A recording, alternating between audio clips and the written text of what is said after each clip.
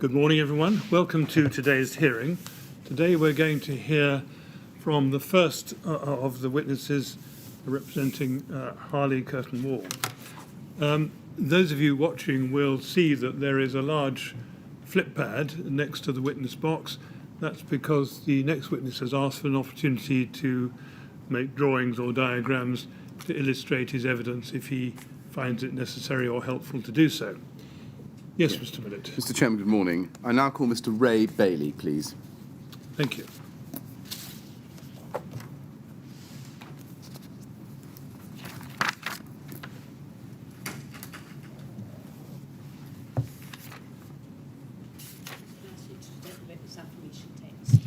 I do solemnly, sincerely and truly declare and affirm that the evidence I shall give shall be the truth, the whole truth, and nothing but the truth. Thank you very much, Mr. Bailey. Sit down and make yourself comfortable. Right? Yes. Now, you did ask whether you could be provided with some means of making diagrams or drawings, if necessary, in the course of your evidence. Yes. There's a large flip pad there, which I hope you'll find convenient. So if you need to or make some diagrams, okay, there it is. Thank you. All right? Thank you very much. Yes, Mr. Millett. Mr. Chairman. Mr. Bailey, good morning. Morning. Can I start by thanking you sincerely for coming to the inquiry and helping us with our investigations? We are very grateful to you. If you have any difficulty understanding any of my questions or you want them put in a different way, I can do that, or I can repeat the question. Can I ask you also, please, to keep your voice up so that the transcriber who sits to your right can get your answer down clearly? And also, I should just say, because it sometimes happens, that a nod or a shake of the head doesn't go onto the transcript, so you have to say yes or no, as the case may be. Okay. Now, you've made two statements, and I'd like just to show them to you first. They are contained in a folder on your desk, but they will also appear on the screen in front of you, as will the documents to which I will be referring during the course of my examination. The first statement was made to the Metropolitan Police, dated the 8th of August 2017, and that was at MET 000199988.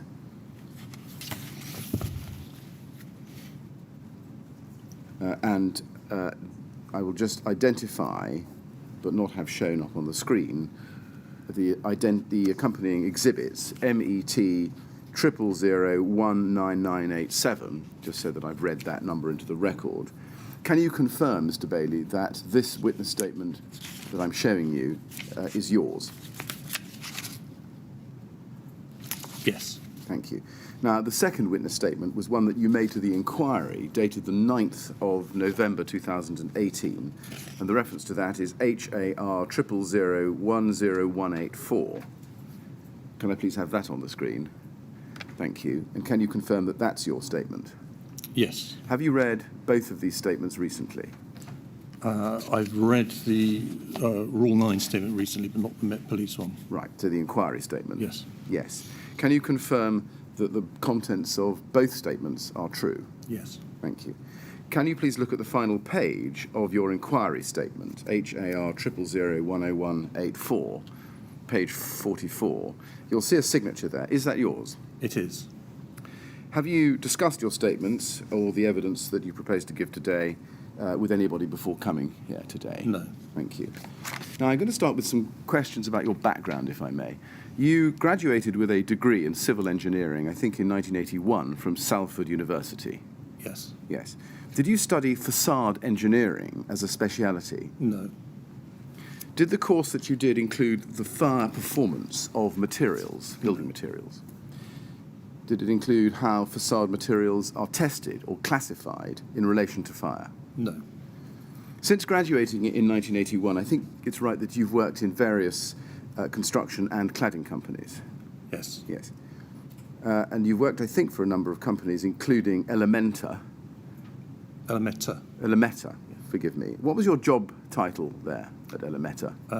I started as a graduate trainee and became a contracts manager. Contracts manager. You also worked at, I think, Channel Triline Limited. Yes. What was your job title there? I was a contracts director. A contract director? Yes. I see. And then you also name, I think, Chiltern Aluminium Limited as another company you worked for. Yes, I was operations director. Operations director. During your time with any of those three organisations, did you work on any cladding projects on high-rise residential blocks?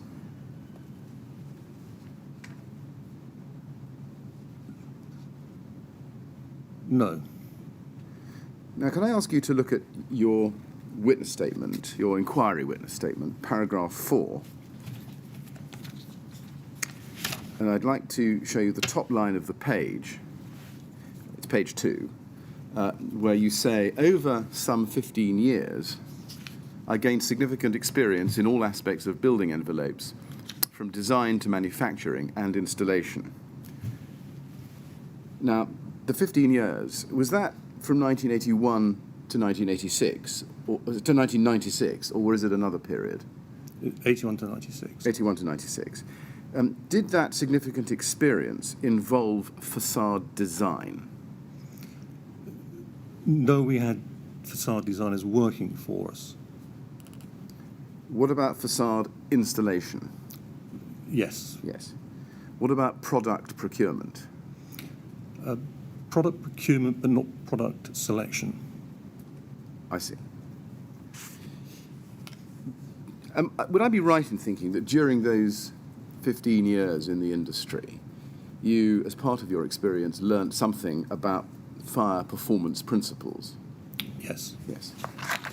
And during your whole 35-year career to date, also, did you ever have cause at any time to study the building regulations? I read through approved document B some years ago, but found it quite complicated. And as a result, I have a working knowledge of it, but not detailed. Right. Can you even roughly tell us how long ago you read through approved document B? 10 years. Was there a specific reason which prompted you to read approved document B? I can't recall. Right. Was your reading of document B a one-off, or have you had cause to go back to it and refer to it over the years? The most recent interaction I have with it is looking at diagram 40, which determines whether the products need to be Class O if they're over 18 metres. When was that? That would have been, I think, even during Grenfell. Right. Well, we'll come back to that. In general, did you have cause at any time to study any of the industry guidance relating to exterior envelopes in relation to high-rise buildings, such as the 2008 CWCT standard and related technical guidance? I've read through the CWCT standard, and there's, I think, 12 or 13 volumes of that, which deal with all aspects of the cladding, from testing, impact loads, weather resistance. Yeah. Fire is one of those elements. So again, I've read through that, understand the principles of the elements, but again, not in forensic detail. Yeah. Now, as at 2013, did you consider yourself as well placed as anyone in the specialist cladding industry in the UK to advise on whether materials or products to be used in an external wall construction complied with the building regulations 2010, and in particular approved document B?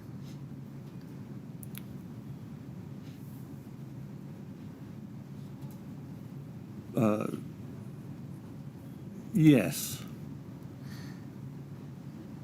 And it sounds from what you're telling us that you had by that date amassed a reasonable body of expertise, technical expertise, that would equip you to answer detailed queries if they arose on a particular project. It depends how detailed the queries were. Yes, fair enough. Did you understand that there were specific requirements in relation to external wall construction for buildings which exceeded 18 metres in height? Yes. Did you, or were you, keeping abreast of amendments to and developments of the building regulations and associated good practice? I wasn't personally, but we had a technical manager prior to Dan Anketell-Jones, who had an MSc in facade engineering and is a member of the Institute of Facade Engineers. So when he left, Daniel took on that role. So we actually had someone within the company whose job that was. Who was that? Prior to Dan Anketell-Jones is a chap called Graham Hackley. Could you spell his surname, please? Hackley. And when did he leave? I think he left in 2013 or the end of 2012. Did he have any role at all? It sounds from the date of his departure that he didn't, but can you just confirm for us? Did he have any role at all in relation to the Grenfell Tower project? No, he didn't. And you say that Daniel Anketell-Jones took over from him. Yes. Did Daniel Anketell-Jones have equivalent or better professional qualifications? Daniel had an MSc in structural engineering and was on the MSc facade engineering course. Right. Now, you go on to say in paragraph 4 of your statement, which is, I hope, still on the screen in front of you, I was involved in a number of large-scale building envelope projects, including the North Terminal for Gatwick. Now, Gatwick North Terminal, from my research, was opened, I think, in March 1988. So you would have been quite junior at that time. I was a young contracts manager. Yes. Did you specifically work on the facade engineering of the North Terminal? Not on the facade engineering. What aspects of the facade did you work on? A contracts manager in our context is someone who organises the material, the suppliers, the delivery, the access equipment, the programming on site. So I wasn't actually involved in the engineering of the facade. Right. What about product selection or products? Product selection was initially done by the architect, who were YRM, and in-house it was the company's, at Alameda, the technical and design department. Were you involved in considering the fire rating performance of the materials for use in the North Terminal facade? No. Now, paragraph 5 of your statement, you say that to date, i.e. November 2018, which is when you signed this statement, 2 Harley employees have been funded through the MSc in facade engineering. Was one of those Mr. Hackley you've referred to? Who was the other one? Dan Anketell-Jones. Oh, I see. And when did Dan Anketell-Jones complete his MSc in facade engineering? He has, but he had left the company by the time he completed his MSc. Right. Do you know where he was on the course? What stage he'd reached on that facade engineering course when he was involved in the Grenfell Tower project? I think he was 3/4 of the way through. I see. So would it be right to say that during the period 2014 to 2016, mid-2016, Harley didn't actually have anybody with a completed qualification in facade engineering? Yes. Now, you set Harley Curtain Wall Limited up in 1996, and you also say that that company did estimating, designing, and project managing construction packages of external facades, including rain screen. When you set it up, is it right that you were the only employee? Yes. So you did all the work? Yes. Yeah. Now, at paragraph 8 of your statement, if we can just go to that, please, on page 3, you say there that you subcontracted relevant work. You see? You say that? Yes. And what kind of work did you subcontract? The physical installation of the work, the drafting of the design, and the manufacturing of the products. So, when you say the drafting of the design, is that you actually sketched out the designs for the facade, did you? It depends what form the contract takes. Usually the architect designs what they want and we effectively productionize it. Yeah. So, I see. So you would work with the architect in relation Yes. to design. Did you have anybody yourself who you would engage as an independent contractor to do design work? There were a couple of draftsmen that we knew and used at that stage. Right. Who were they? Can you remember? I can't remember their names. Right. What about fitting? Did you subcontract fitting? We did. Is that how you got to know Graham Berry and Mark Osborne? No, I knew Graham Berry and Mark Osborne from Channel. When I joined Channel, Mark Osborne was the installation manager for the company, and Graham Berry was the shop foreman who was then promoted to the technical office. So I've known those the two directors of Osborne Berry for I see. 30-odd years now. Yes, and you used them as cladding fitters, I think, regularly. Yes. For about 20 years after 1996. Correct. Yeah, we'll come back to them later in your evidence. Can I just show you paragraph 10 of your inquiry statement?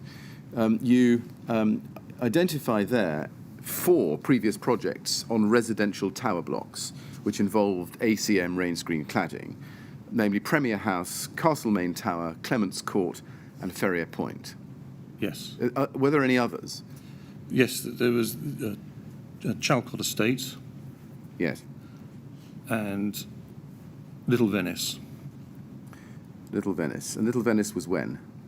Little Venice would have been 2009, Right. around then, maybe a year or so. Yes. And were they all... was Little Venice a private block or a social housing block? Social housing. It was. And they were all projects involving buildings in excess of 18 metres in height, were they? Yes.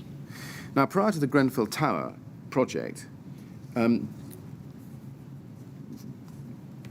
what was your... Can you describe the state of your understanding of the combustibility of ACM panels? They are Class O.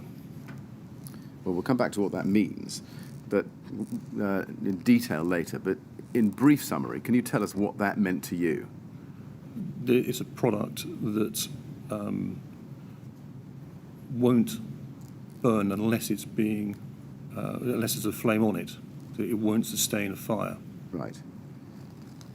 Did you have any understanding, or in particular, of the combustibility and the fire risks attendant on polyethylene core, PE core, within an ACM panel?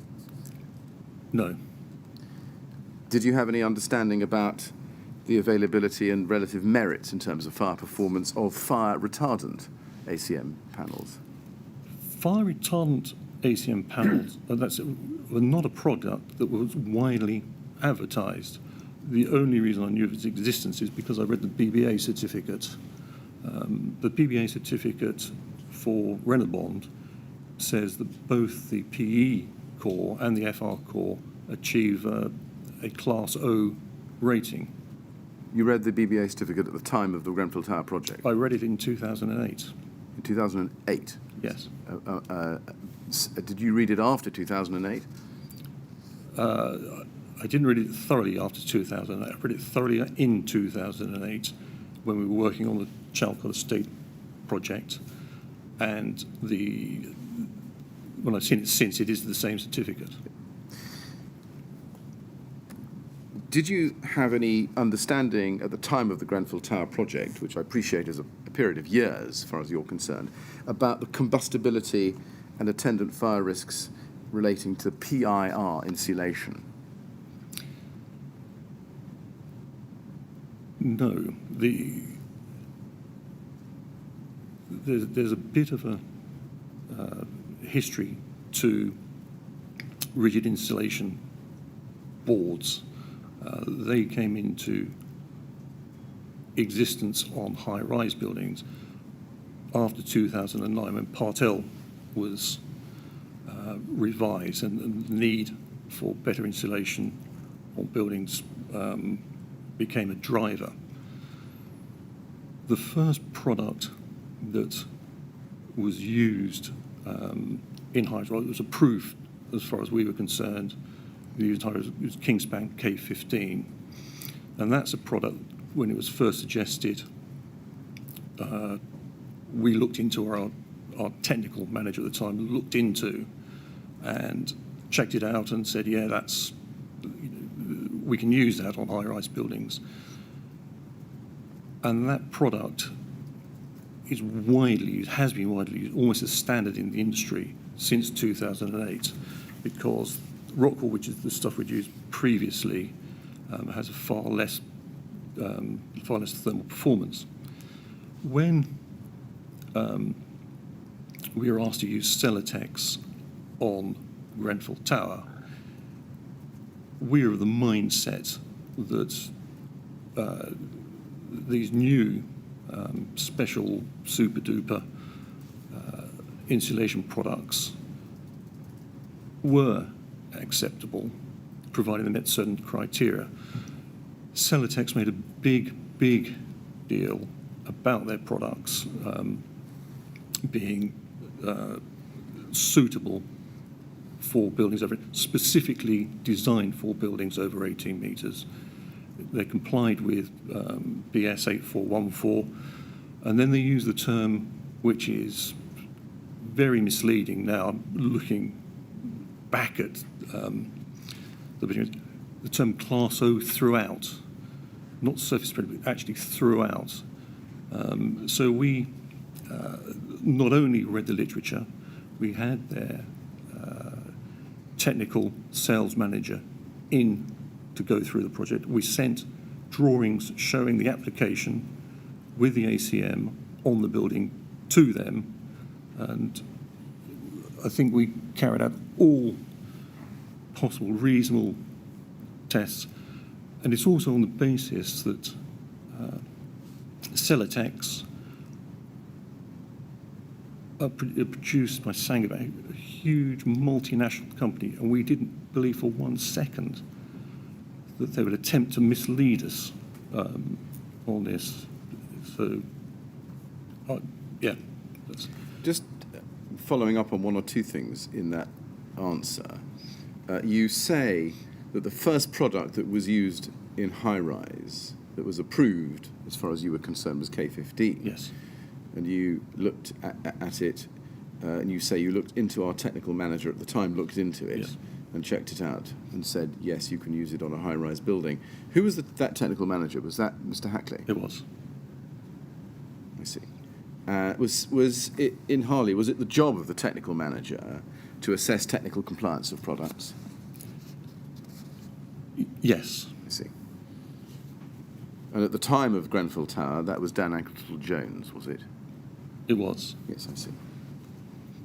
And when Mr. Hackley first looked at Kingspan K15, do you remember even roughly when that was?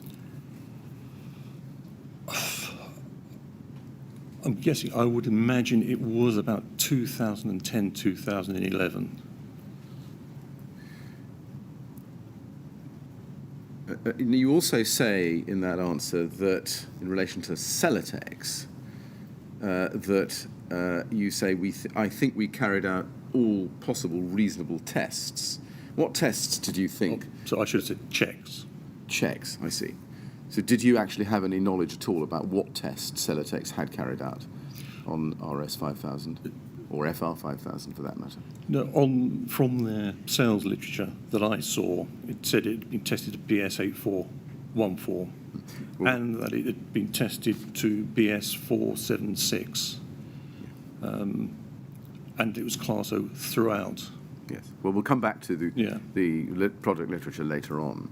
Just in general terms, can I ask you another question? Did you ever have any, or did you at the time of the Grenfell Tower project have knowledge of the risks of specifying ACM polyethylene panels as part of a rain screen cladding system together with PIR insulation? Absolutely not. No.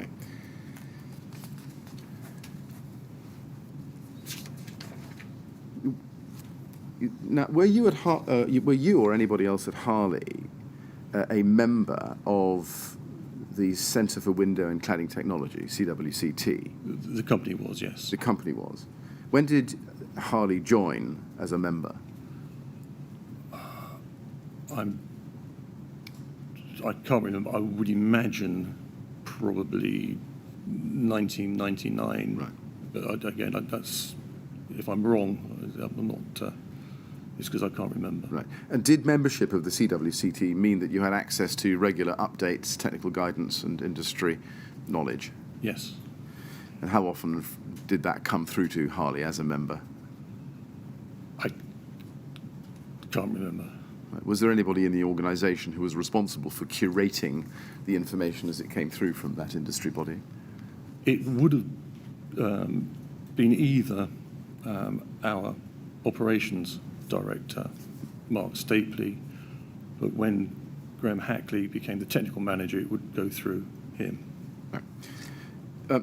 Were you or Harley as a company a member of the Metal Cladding and Roofing Manufacturers Association? No.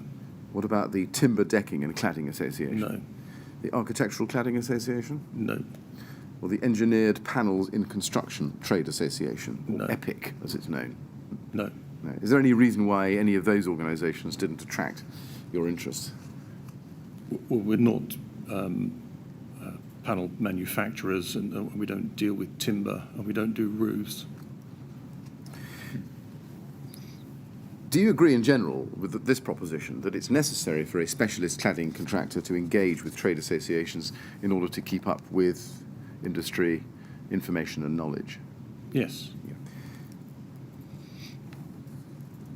And as a specialist, can we assume that Harley was keeping itself up to date with the cladding industry at large, in general terms? In general terms, yes. Yes. Now, at the time of working on the Grenfell Tower project from 2013, were you aware that there had been a long history of external cladding facades on high-rise residential buildings? So can you repeat that? Yes.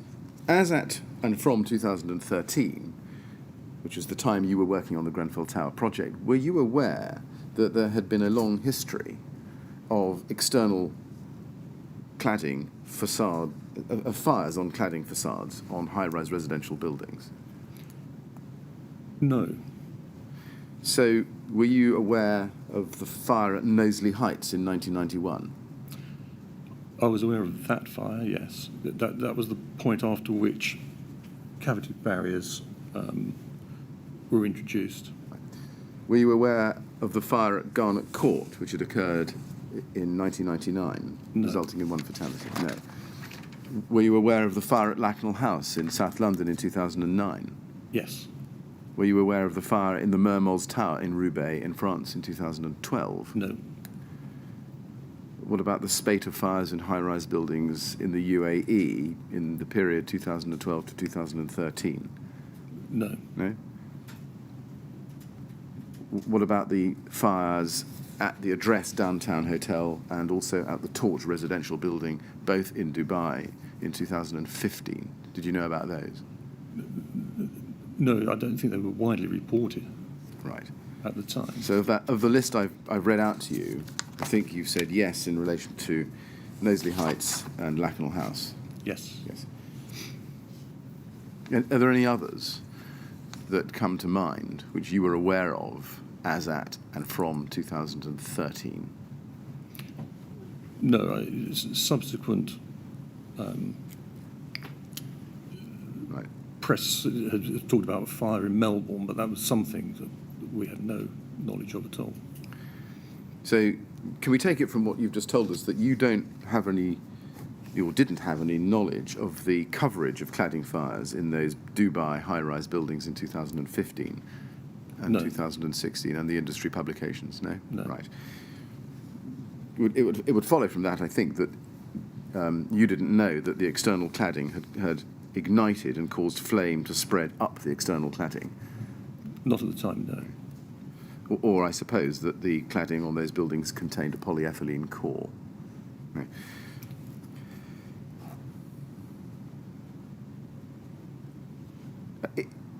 Is it fair to say that as Harley was holding itself out as a specialist cladding contractor, that you and your team should have been aware of the dangers associated with ACM panels that those fires illustrated? No, I don't. Why is that? The fires that happened abroad were not reported, and so we weren't aware of those. The other two fires, one in 1991, the recommendation was about the cavity barriers should be installed. The Lacanau fire was, as it was reported, the problem there was that the fire stopping on the inside of the cladding system had been removed. So the panels themselves didn't appear to be the issue. You see, the spate of fires in the UAE in 2012 and 2013 were well publicised. I know they were overseas, but they were well publicised and carried by the BBC. But I think you're telling us you didn't have any knowledge of those. Is that right? Correct.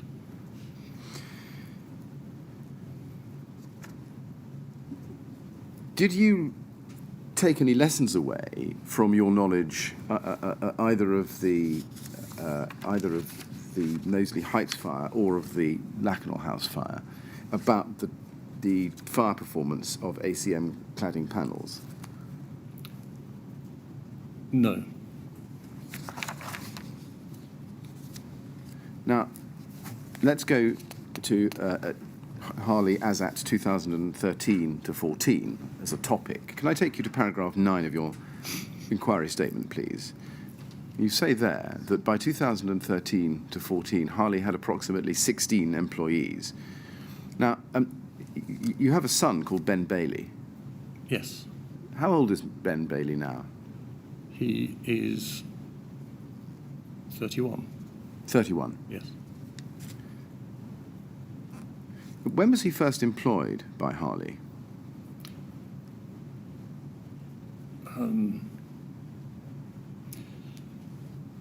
He actually worked for Harley during his summer holidays from university, but he became a full-time employee when he left university. I'm just trying to think what date that would have been. 2012, 2013. So he would have been 23 or 24 when he first started working. Yeah. Full-time. Full-time at Harley. Mm-hmm. 23 or 24? Yeah. Yes. How many of your employees, as at 2013 to 14, would have been involved in facade engineering? 2014. In facade engineering, Yes. probably one. Who's that? 13, 14, would have, or if Graham Hector would have left by then, but with Daniel. I see.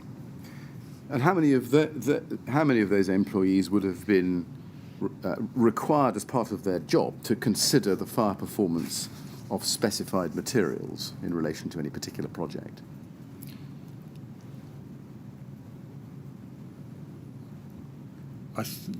In terms of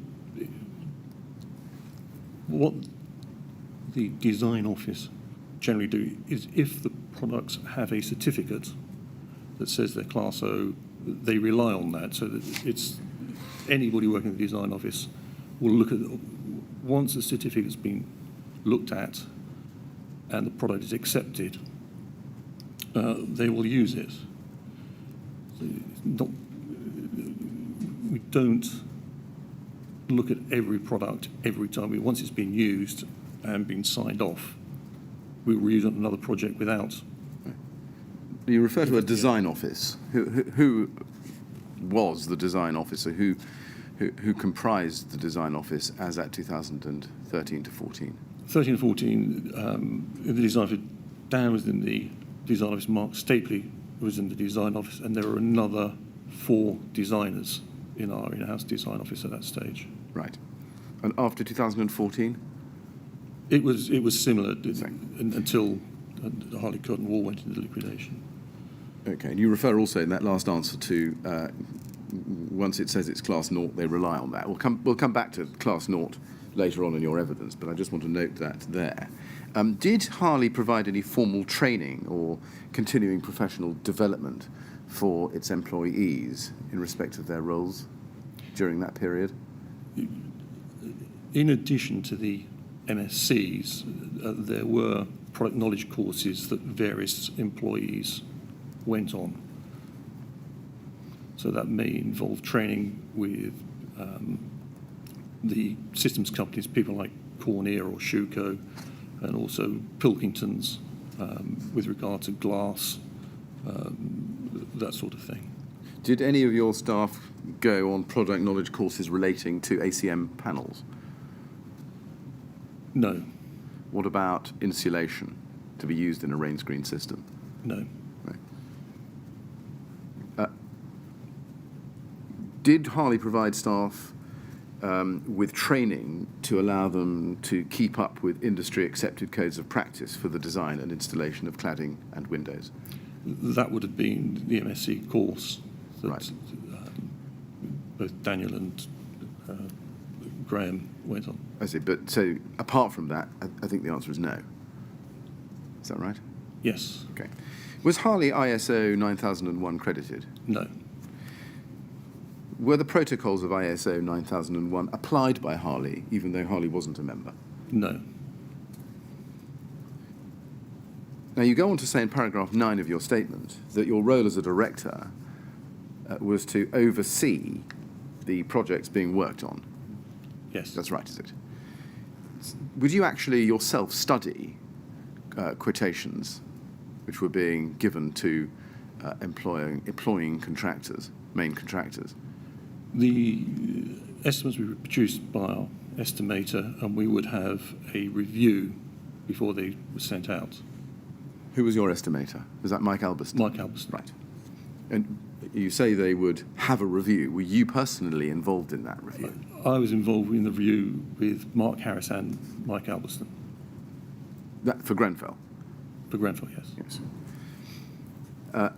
At paragraph 9, you also say that you would work with Mark Harris. I think he was the commercial manager He on the was. sales side of the business. Yes. That's right, is it?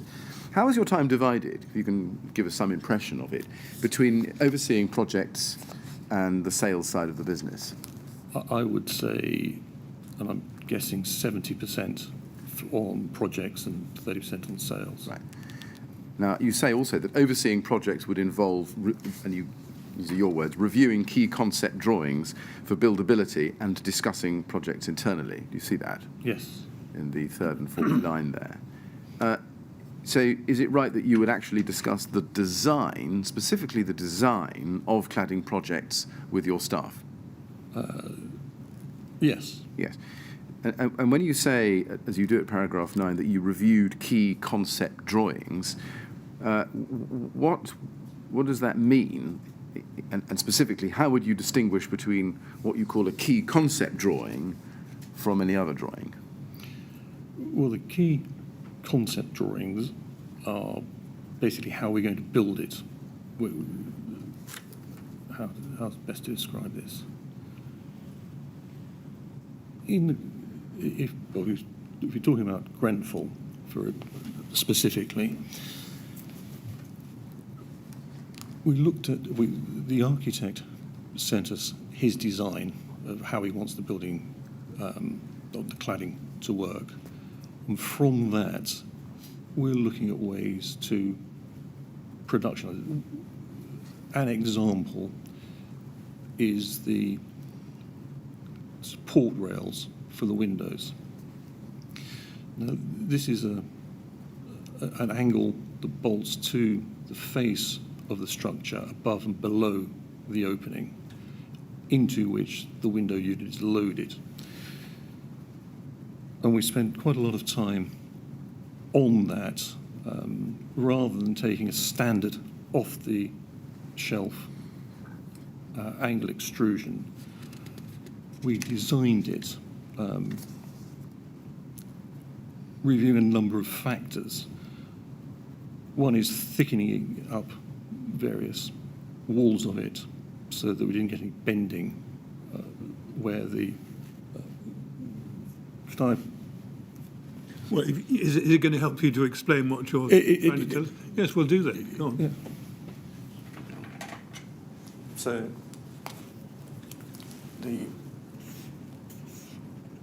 that's the structure.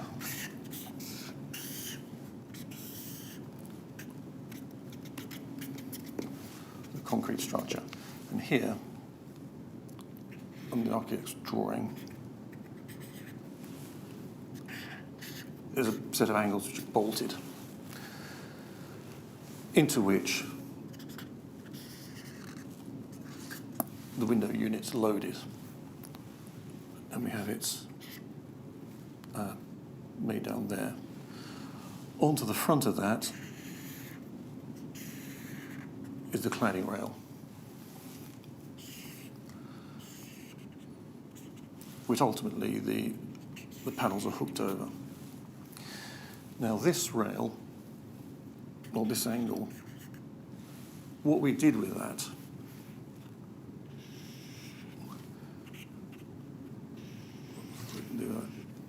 is actually determine the thickness that we want of this to give it its strength.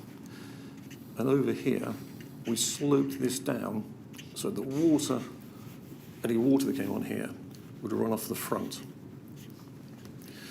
And we introduced some key slots here so that when we bolted this to it, we didn't have to drill it on the side. So the bolt would sit in here and stick up. A cleat would then bolt through to that with adjustment in and out. On here, this is a serrated plate with a hole in it, so that we can. And then there's a serrated plate here, which the bolt goes through into the concrete, so we can adjust this up and down, and in and out. This is sloped to let the water off. And at the bottom, we put a downstand leg on it. So this is far more intricate and complex than the standard angle, because the standard angle doesn't have these measures. At the base, the bottom one, it wasn't a reverse of this, because in fact, I should have drawn that there. That's concrete sill was sloped back, so we had quite a long lever arm on this one. So the wall thickness here was increased because it was longer. And at the bottom, we had a smaller upstand. This is serrated again with a serrated plate, so we can adjust this up and down. And again with a race in here to take the cleat to give us the adjustment in and out. When we had the window here, bearing these are big units and we're lifting them up and we're 20 stories up in the air, we don't want to drop anything. So the purpose of these is when we put the window in, the windows have a sort of have a channel and a channel. So when we put it in, we push it up to the top, lift it over, and then when it sits in this position, position 2,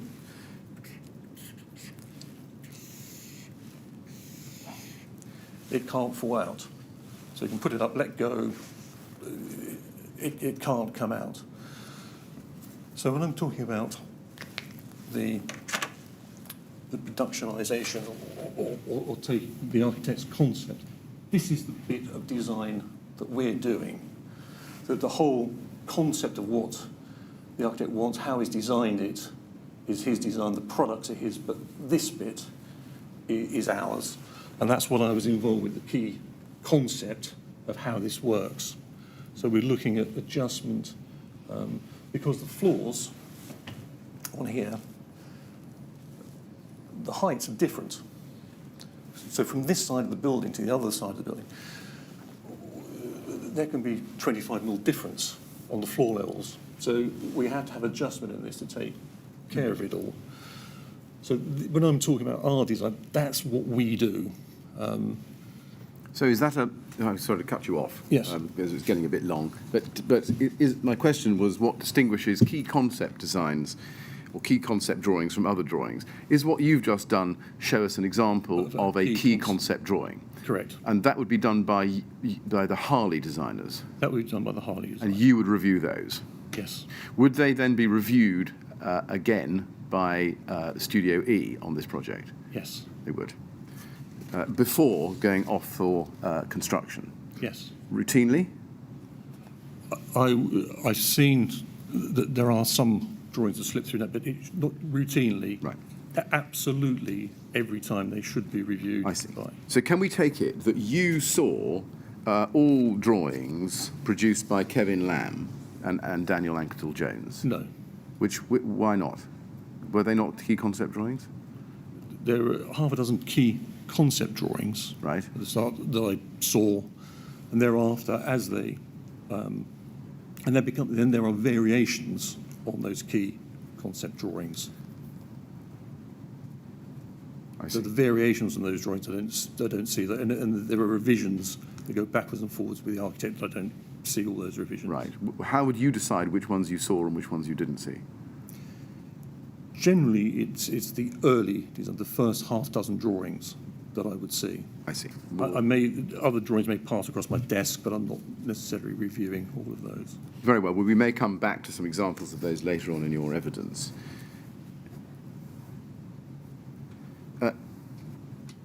You say you reviewed the key concept drawings, which you very helpfully now illustrated. Does that also tell us that you would have considered the fire performance of the materials being used?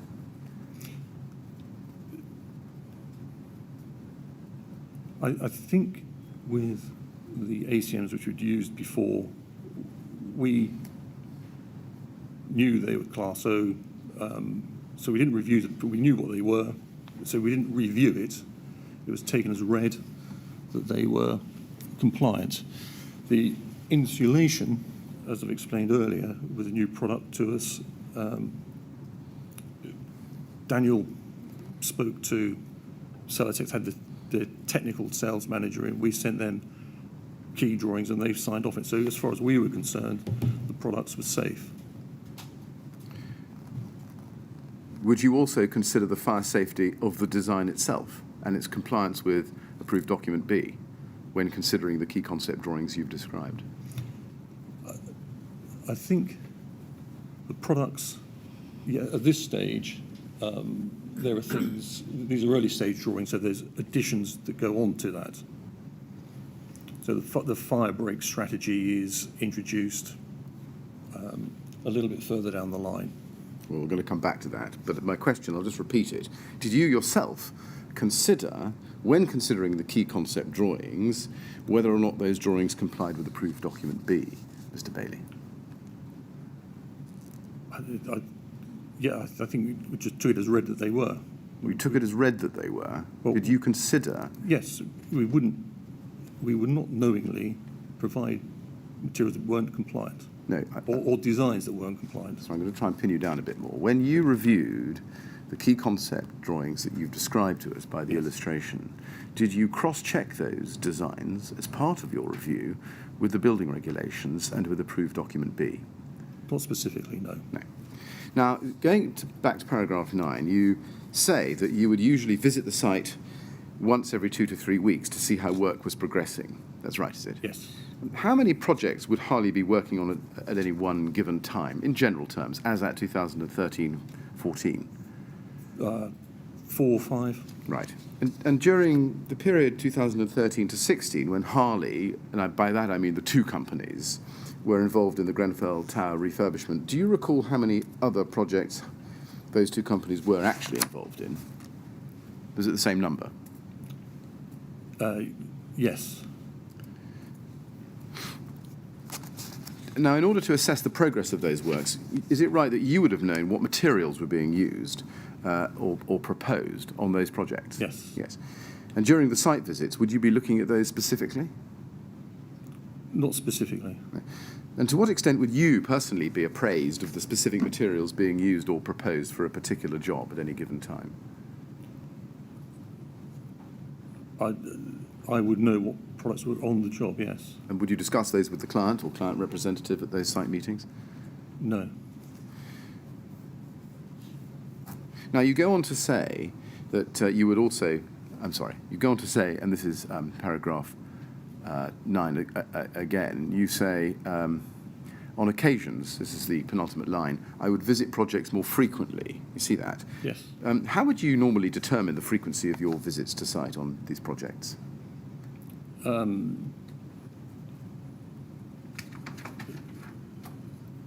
How smoothly they were running. Right, I see. So the less smooth, the more frequent. Yes. Now, we know you set up Harley Facades in 2000, and that company remained dormant until, I think, September 2015, when Harley Curtain Wall went into administration. Have I got that right? No, it was actually, it was running in parallel with Harley Curtain Wall for about 9 months. Okay, all right. For 9 months up to September 15, Yes. is that right? And in September 2015, the 10th of September 2015, I think, the Grenfell Tower project, I'll call it that, was transferred, or novated, if you like, from Harley Curtain Wall to Harley Facades under a formal novation agreement. Correct. I don't want to take you to it. I'll just read the reference into the record so we can see it if we need it. It's TMO 704. Now, in general terms, in your view, to the best of your recollection, did the financial difficulties of Harley Curtain Wall have an impact on the progress of the Grenfell Tower refurbishment?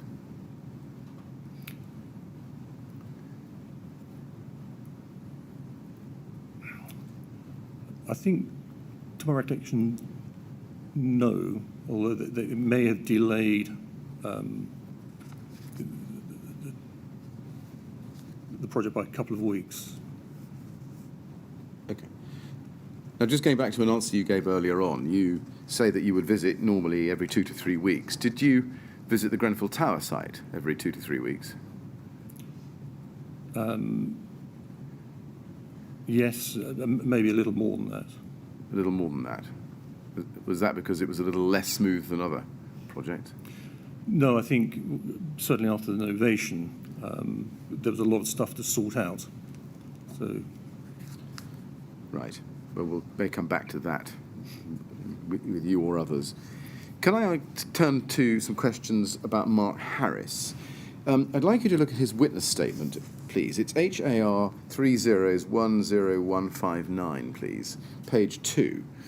And I'd like you and I to look together, please, at paragraph 8. He says there, one of the subcontractors I worked for as a freelance consultant was Harley Curtain Wall. I estimate that for the first 15 years of my work as a freelance consultant, I divided my time between these various subcontractors, and thereafter, for a period of 5 years, about 5 years, I worked exclusively for Harley Curtain Wall and Harley Facades Limited. During the time I was involved in the Grenfell Tower project, I was working exclusively for Harley. I worked full-time and was generally based at Harley's offices. From what date do you remember Mark Harris worked exclusively for Harley?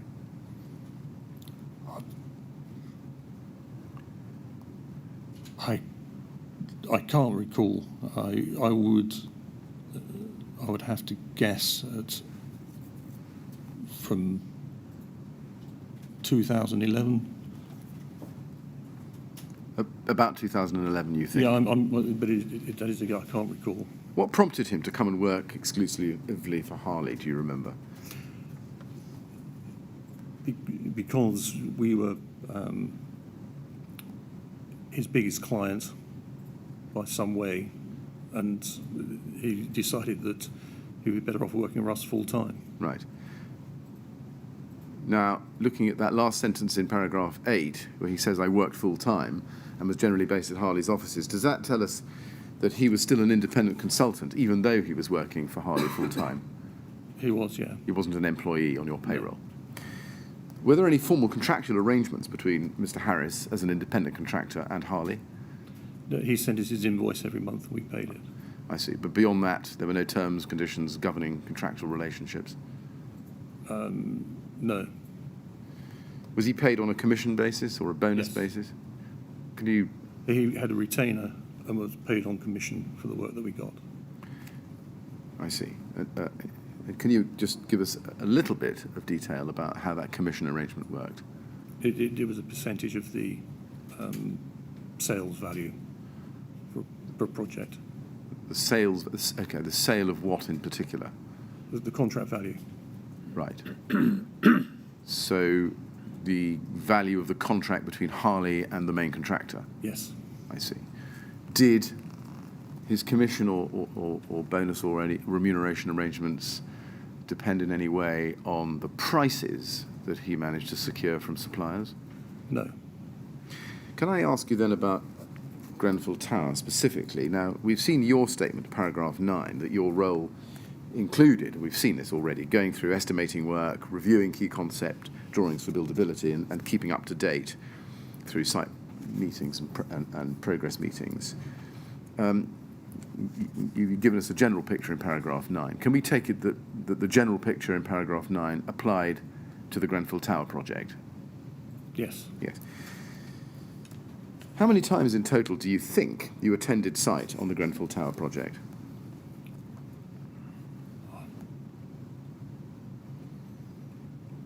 It would be a guess. Well, I don't want you to guess. Who would you generally meet on those occasions? I would meet Ben as the project manager. I would meet the fixers and the Ryden project manager, which would be Simon Lawrence or Dave Hughes or Steve Blake. Right. You said project manager. Do you mean project manager or do you mean contracts manager? Well, both. Both. So- What about Simon O'Connor? Simon O'Connor, yes. Okay. What about building control? No. No. I'm so sorry. There's a question I should have asked you a moment ago about Mark Harris's remuneration. You say it was a percentage of the contract value. What was that percentage?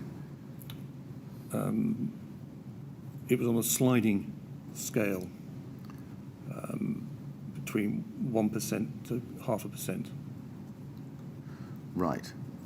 Now, we know that the value of the contract between Harley and Ryden was roughly £3 million, just a little bit under £3 million. Do you know what Mark Harris's total remuneration was in relation to that project? I'd have to guess. Where was it on the scale? Do you remember where it was on the scale between 0.5% and 1%? No, I would be guessing. I can't remember, I'm afraid. Okay. Is there a document that shows how he was remunerated? There may well be one somewhere. Mark may have a copy of it. Right. Is there a formal document which set out how he was to be remunerated, which would then generate the invoices that you've discussed? I've known Mark for a long time, and we agreed on a handshake. Right. How did the sliding scale work? I can't remember, Right. but Mark will have a copy of it, I'm sure. All right, well, we'll have to ask him about it. You don't remember where on the sliding scale the Grenfell Tower project ended up?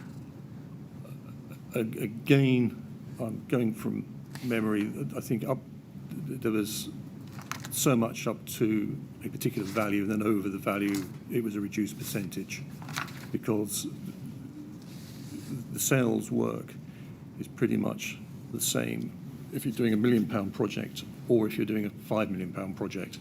So that's why there was a sliding scale.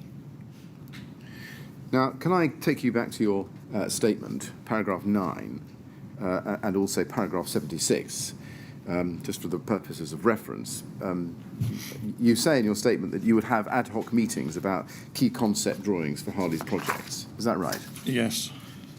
Now, we know, and we'll come to it in detail later, but you had a meeting with Studio E on the Grenfell Tower project. They were the Grenfell Tower project architects on the 27th of September 2013 at Hayes Galleria Yes. in London, where I think you discussed, among other things, the materials for the facade. We discussed a range of things and potential materials which might be used, yes. Yes. Was it normal for Harley, as a specialist subcontractor, to have meetings with architects on a project directly before the project had been put out for tender and before a main contractor had been appointed? It's not unusual for either Harley or any other subcontractor to do that. Can I show you paragraph 77 of your statement, page 20? Let's just have that up on the screen if we could. You say there that you believe you reviewed, this is the second line, the initial key concept design drawings for Grenfell Tower, including the elevation drawings, and you say you would have discussed those with Kevin Lamb and or Daniel Ankerfeld-Jones. Did you discuss those at the Hayes Galleria meeting with Studio E? No, because those drawings didn't exist. They didn't exist at that stage. Did you discuss any drawings at that meeting? Do you remember? I think, from memory, Studio brought a few drawings with them, which they laid out on the table. They'd sent some drawings, I think, to Mark prior to the meeting, but it was very, very much an initial sort of sales meeting. What products are there? How do we build it? What's the access like? So there's a whole range of high-level topics were covered. Now, once those key concept drawings had come into being, did you discuss those with Kevin Lamb or Daniel Ankerfeld-Jones? Our key concept drawings, yes. Yes. How often did you have meetings with them, do you think, to discuss those drawings? Those drawings were produced quite quickly. So over a period of 2 or 3 weeks, those key concept drawings were produced. So during that 2 or 3 week period, I must have sat down with them 3 or 4 times. I see. Would you have conferred with anyone else about those drawings besides Mr. Lamb and Ankerfeld-Jones? Yes, Mark Stapley would have been looking at them. Rob Maxwell, our contracts manager at the time, would have an input because he's also interested in the buildability and the deliverability of the project. Did any of those discussions, either with Mr. Lamb, Mr. Ankerfeld-Jones, Mr. Stapley or Mr. Maxwell, involve the discussion of materials? Only we knew at that stage what materials were being used. So they were prescribed as Celotex for the installation and ACM for the panels. Now, you mentioned that you would have internal progress meetings in relation to the Grenfell Tower project. In general, who would have been in attendance at those meetings? They weren't specifically for Grenfell. They were a project review meeting. So we would talk about the other projects as well as Grenfell. And in those meetings that we had, Mark Stapley would have been there, Rob Maxwell, Dan, Kevin, me. On the Grenfell project, Ben may have been in there. On the other projects we were doing, other project managers would be in as well. And how often did you have internal progress meetings on these projects? They were irregular, so maybe once a month. Once a month. So can we take it that you would have had internal progress meetings, including meetings about the Grenfell Tower project, roughly once a month, but irregularly? Yes. Right. Now, let's go to paragraph 67 of your statement, page 17. You confirm there that you were aware, in late March 2015, you say, I was aware of the debate that was going on as to what the requirements for these fire breaks were. You see that? Yes. And you go on and explain a quote from one of the emails, and there's some context to that, and we'll come back to that, I think, later on. But in general terms, can we take it from that as an example of your involvement, that you were being kept abreast of a whole range of issues during this project, from materials to key concept drawings to cavity barriers, for example? Yes. Yeah. And can we take it also that you were really closely involved in the Grenfell refurbishment from the meeting with Studio E in September 2013 until the end of Harley's involvement in the project? I was as closely involved in that project as all the other projects we were dealing with. What percentage or proportion, roughly, of your own time was spent dealing with the project in that time, in that period? With Grenfell? Yes, with Grenfell.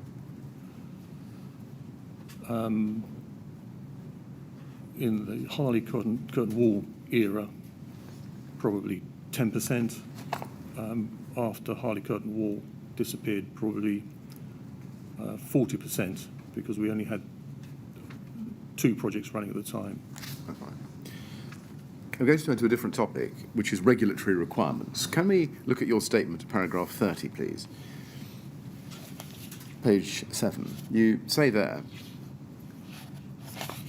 that and you quote from the covering letter for the Harley quotation for the building envelope. That's the quotation to Yes. Ryden that quotes, "Our offer includes for the design, supply and fix of a complete envelope package, all in accordance with the client's requirements documents issued by yourselves."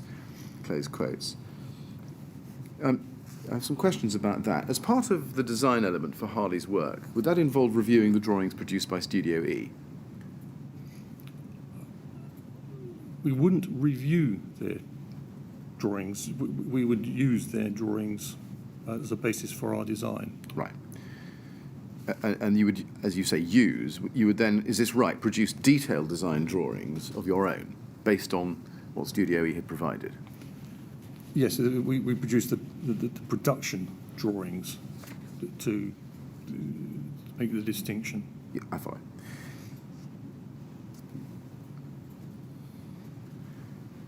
Would you agree that part of Harley's responsibility for the design, supply and fix would include ensuring that the design of the facade complied with the relevant statutory requirements? Yes, but not in isolation. What does that mean? Well, there is when we received the drawings from Studio E, and they're issued to us, they're REBA stage E. At that point, we believe that what's being issued to us is compliant. So the premise we start with is that the expectation is that the design is compliant, and we then are producing the production version of the architect's design. Does that tell us that nobody at Harley analysed the Studio E drawings or the NBS specification as contained in the tender documentation in order to ensure that they complied with the relevant statutory requirements? We reviewed the NBS specification because that, amongst other things, gave us our design remit, what part of the design we were responsible for. The design that's come from the architect, we did look at.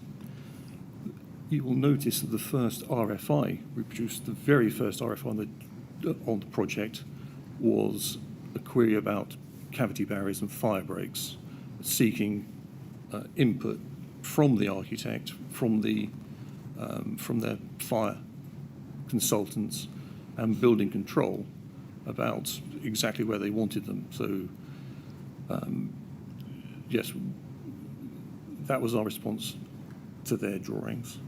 Looking generally at where the cavity barriers were placed, there is the situation there is you have one window within a compartment. So when there wasn't an additional cavity barrier around the window, that in itself didn't necessarily ring any alarm bells, because for the fire to escape from the cavity back into the building, it would have to go past a cavity barrier. So this was something that is not uncommon in the industry. If there's a single window within a compartment, it's quite often doesn't actually have a barrier around it.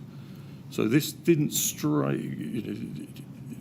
In itself, it doesn't raise a huge red flag, but we did. The very first thing we did was query the cavity barriers. Mr. Bailey, I'm going to stop you at the end of that. I hope it's the end of that answer, because it's quite a long answer. I'm going to re-ask the question, but I'm going to break it down. Now, just take the NBS specification, okay? Did anybody at Harley analyse the materials and products contained in the NBS specification, so far as concern the cladding, to check whether it complied with the relevant statutory requirements? Yes, They did. yes. Who was that? It would have been Daniel. I see. Did anybody at Harley analyse the drawings that had come to Harley from Studio E to check to see whether they complied with the relevant statutory requirements?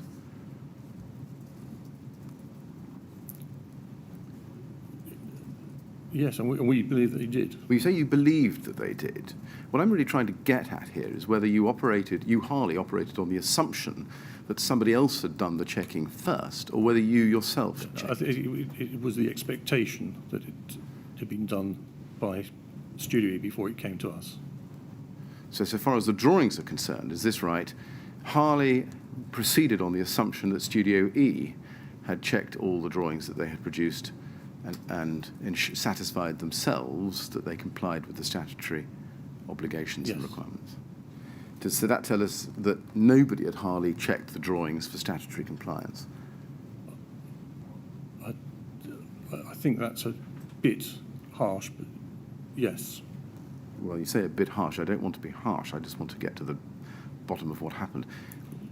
Were there checks carried out by Harley on the Studio E drawings for compliance? No. Right. Do you accept that as a specialist subcontractor responsible for design, supply and fix of the facade on the Grenfell Tower project, the buck stopped with Harley on products and design? No. Why not? Because there is a raft of layers with Harley, with the architect, with the fire consultants, with building control, to ensure that the products are, or the design is compliant. Are you saying that you were reliant on building control to make sure that the products and design were compliant? Well, ultimately, yes. Can you explain how that comes about, given that you are selling expertise and services as a specialist cladding subcontractor on this project? If we have our designs, and the expertise is in the cladding and how it's attached to the building, how we get it to site on time, how we make it fit, on particular items where we're not entirely clear, we ask questions of the architect, of the specialist of building control, to ensure that it complies.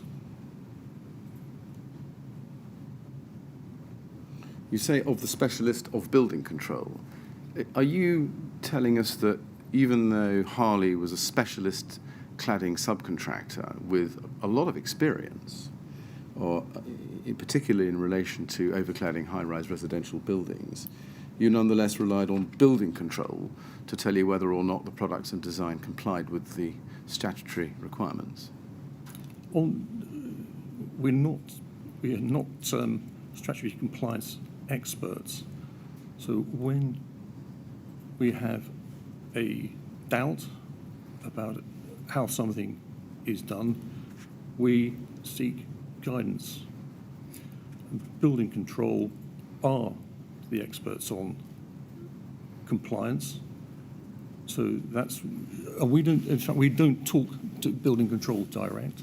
Everything that we supply, all the drawings that we produce are passed through to the main contractor, to the architect, who then passes on to building control for checking.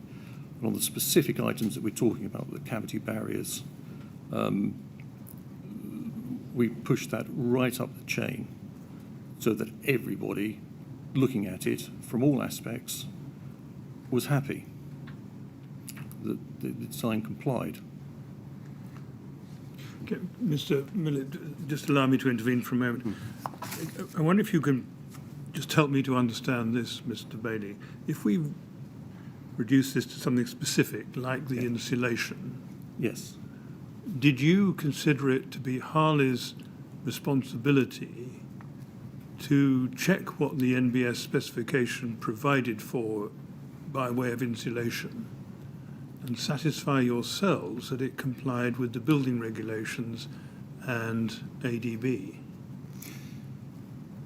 We checked the specifications. We knew that Celotex was the named product, and we had Celotex in. We read their literature, and they convinced us that it complied. So I think what you're saying is you did regard that as part of your responsibility, Yeah. and you were satisfied because of what you already knew about Celotex based on the literature that you had Yes, been that's given. right. Is that right? That's right. All right, that's helpful. Thank you very much.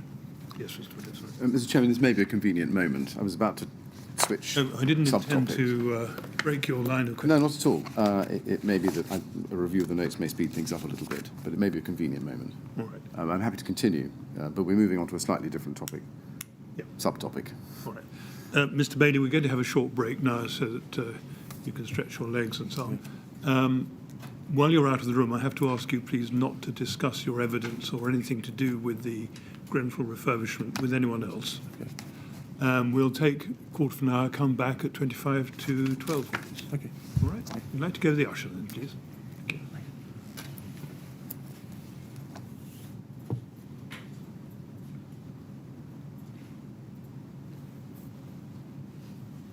All right, 25 to 12, please.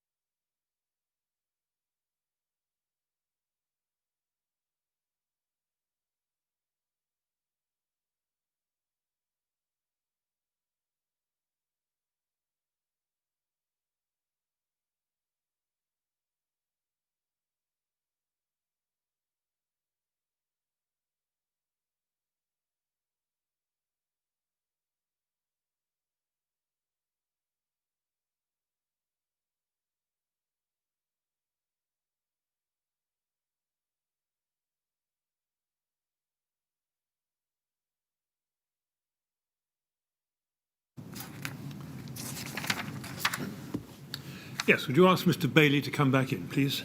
Okay.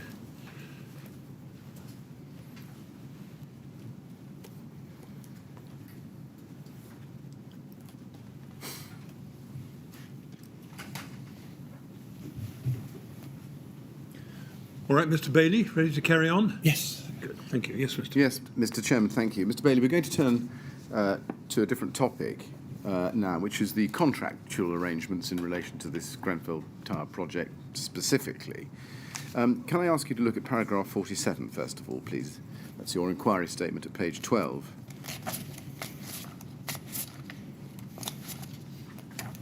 And you say there at paragraph 47 that towards the end of July, Harley, this is 2014, Harley were officially notified of Ryden's intention to appoint it as the envelope package subcontractor. The letter of intent, you say, refers to the authorised works as design of facade works for the sum of £30,000. Then you go on to say, whilst no written contract was ever signed between Harley and Ryden, a scope of works and ascertainment of lump sum price was agreed in around July 2014 in the figure of 2.6 odd million pounds. Do you know why a contract was never formally agreed between Ryden and Harley? I don't. Do you know, or did it concern you that there was never a contract signed between Harley and Ryden? No, it's not unheard of. Not unheard of, but did it concern you, is my question. No. It's not unheard of, but is it usual to have no formal written contract on a project of this size? It's not usual, no. No. And given that it wasn't usual, can you explain why it happened? I can't. Did it cause any difficulties for Harley not having a contract formally setting out the extent of the works and Harley's responsibilities? No. Now, I think it's right, isn't it, that your scope of works, Harley's scope of works, was determined by the letter of intent, the LOI, sent by Ryden to Harley. Yes. And let's just look at that. If we can go to HAR 405867, please. This is the letter of intent, or rather, this is an email, I should say, sent to you by Mark Harris on the 25th of July. You see that? Yes. And he attached, among other things, the Harley signed letter of intent with its appendices. Did you read them at the time? Probably not. Why not? There are a lot of well, there's some key documents in there that I would have read. Other ones, probably not. No. Well, would you have read the Harley signed letter of intent? Yes. You would have done, right. Did you take steps to make sure that your staff, so Mark Stapley, Daniel Anketell-Jones, and perhaps Ben as well, Ben Bailey, read the LOI? No. Turning to the letter of intent itself, if we can, that's at HAR 50120. You can see there that under item 1, design of facade works, the authorised works. Did you understand from that that Harley bore the responsibility for designing the entire facade? To the extent it was set out in the MBS specification.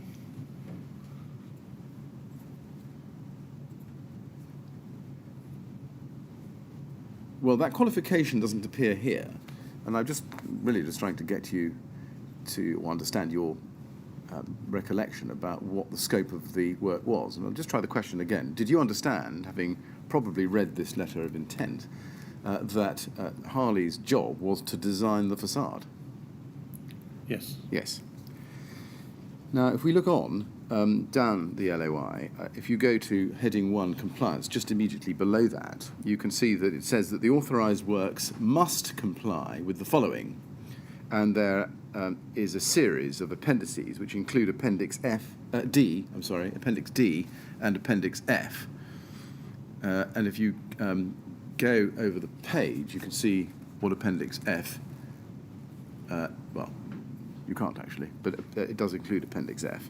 Can we look at Appendix D, first of all, which is the subcontractor pre-contract interview? That's HAR 50391.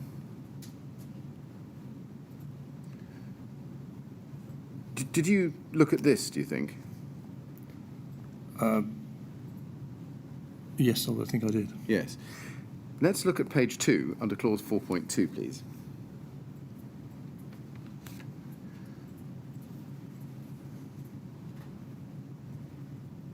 And that says drawings, and 4.1, revised stroke updated drawings to be issued to subcontractors' offices electronically, a copy to be held by site manager. You are responsible for checking drawing revision with site manager prior to commencing work.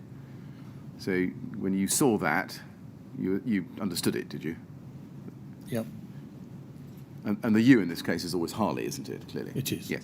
And under 4.2, specifically, subcontractor drawings, NA, and then you can see there are 5 items there with dates: preparation, approval, resubmission, issued for construction, and manufacturing period.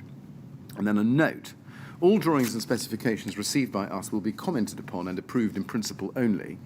The subcontractor remains fully responsible for the design, including relevant compliances, design, and dimensional integration. Now, just looking at that, do you accept that Harley was responsible and remained responsible for ensuring that the design of the facade comprising the authorised works met the relevant compliances? Yes. And that included the building regulations and associated guidance, including approved document B? Yes. Yes.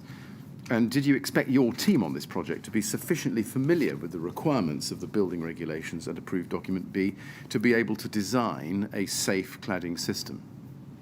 Yes, but in instances where they were unsure, they would seek guidance from the architect, building control, and other specialists. Which other specialists? These specialists employed by Ryden, i.e. the fire consultants. Is that Exova?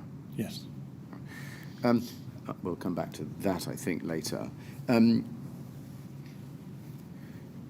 Does it follow from the unqualified part of your answer that you recognise that Ryden, as the contractor buying your services as a subcontractor, would be relying on Harley's familiarity with those statutory requirements and their expertise?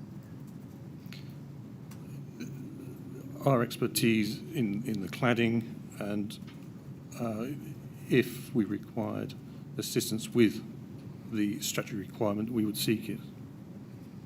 Well, let me ask it again. Does it follow from that part of the answer that you wasn't qualified, that as the contractor buying your services, Ryden buying Harley's specialist subcontractor services, that Ryden was relying on Harley's familiarity with the building regulations and approved document B? Yes. Yes. Can I ask you to look at Appendix F, which is a schedule of information, which is HAR 50396, please? This is a list under the heading Envelope Package, Schedule of Information. You see that? Yes. And under that it says Specifications, and under the third item there, do you see Section B, Specification and Design Requirements? Yes. Now, we'll come to this document back to this document in a minute, but can we first turn to the contents page of the JCT contract between Ryden and the TMO, which is at RYD 701, I think that should be, at page 2. Yeah, 7 zeros at page 2. Now, I'd like to look here at the same reference under part 2, where it says Section B, specification and design requirements. You see that? Yes. So what's happening is that the Appendix F contains the same reference in the subcontract as contained in the head contract between Ryden and the TMO. Yes? Yes. Yes. Now, if we can look at page 179 of this document, the JCT D&B contract between Ryden and the TMO, this is where we find section 2B. And this says, or is entitled, architectural employer requirements are contained within, and then you can see architectural NBS in Appendix A, stroke architectural. You see that? Yes. Now, this is the NBS specification that was prepared by Studio E and provided to Harley with the tender documents. Yes. I mean, I say that. Do you agree with that? Yes. Yes. Was it your understanding that Harley's contract with Ryden, the subcontract, required Harley to consider the NBS specification? Yes. And would you agree that it would be, to all intents and purposes, impossible for Harley to produce a proper tender for the project and to conduct detailed design work unless Harley had considered the NBS specification? Yes. Yes. Now, going back, if we can, now to Appendix F, which is HAR 50396, page 3, please. We see that that appendix also incorporated, if you look at the top of page 3, at the last LO but 1, it incorporated LO 1212 spec 001. Do you see that? I do. Yes. Now, that, do you happen to know what that might have been? I don't. Let me help you. That was a specification produced by Curtins Consulting. Let me show that to you. That's ART 50914, please.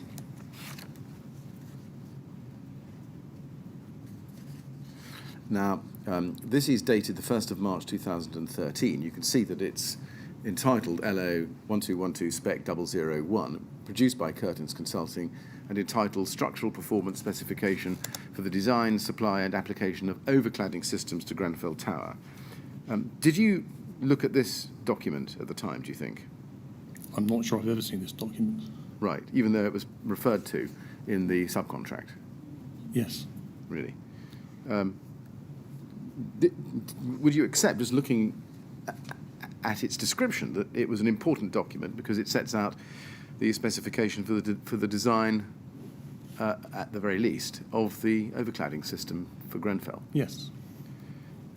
Can you explain why you didn't look at this document? Whilst it's referred to in the letter of intent, I'm not sure it was ever supplied.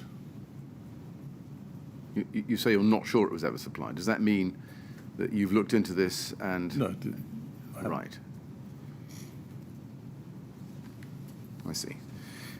Now, let's see how we go with it. At section 1, if you can go to that, please, page 3, it says, under general, in the second line, second sentence, all works shall be designed, supplied and constructed by the contractor. Whether or not you saw this document historically, do you accept that in this case you, Harley, that is, were the subcontractor engaged to design the building envelope? Sorry, Well, the contractor is Harley in this case. yes. Yes. And as such, Harley had to design, supply and construct the building envelope. Yes. Yes. Now, let's look at section 4, which is page 7. This sets out the standards of compliance. You see, it says compliance with general standards, and there is a list there of standards of compliance that all design, components and workmanship must comply with. Would you agree with me that Harley was under an obligation to Ryden through this document to ensure that the design, components and workmanship must comply with each of those requirements and recommendations? Yes. And including the statutory requirements, the building regulations, 2000 and subsequent amendments, and indeed the BRE digests and information papers. Yes. Yes. If we look at section 5, which is page 8, this is entitled Specific Standards of Compliance, and here is a list of specific standards applicable to the building envelope. Were you familiar with this list? No, as I said, I've not seen this document before. No. You may not have seen the document before, as you said, but just casting your eye, if you would, down the list of British standards, are these standards which are familiar to you?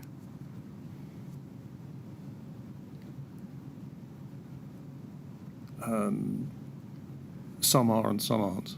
Some are and some aren't. Well, let's look at one particular one, the pre-penultimate, so third from the bottom, BRE publication, Fire Performance of External Thermal Insulation for Walls of Multi-Storey Buildings, 2nd edition, 2003.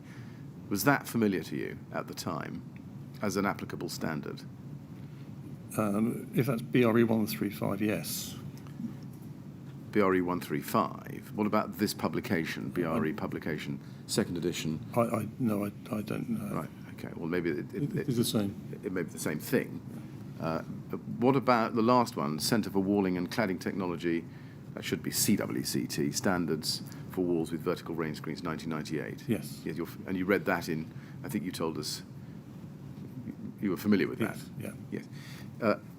All right. Now, do you accept that you, Harley, were obliged to be familiar with and apply each of those publications, and particularly the publications I just picked out, the BRE 135 publication and the CWCT standard? Yes. Yeah.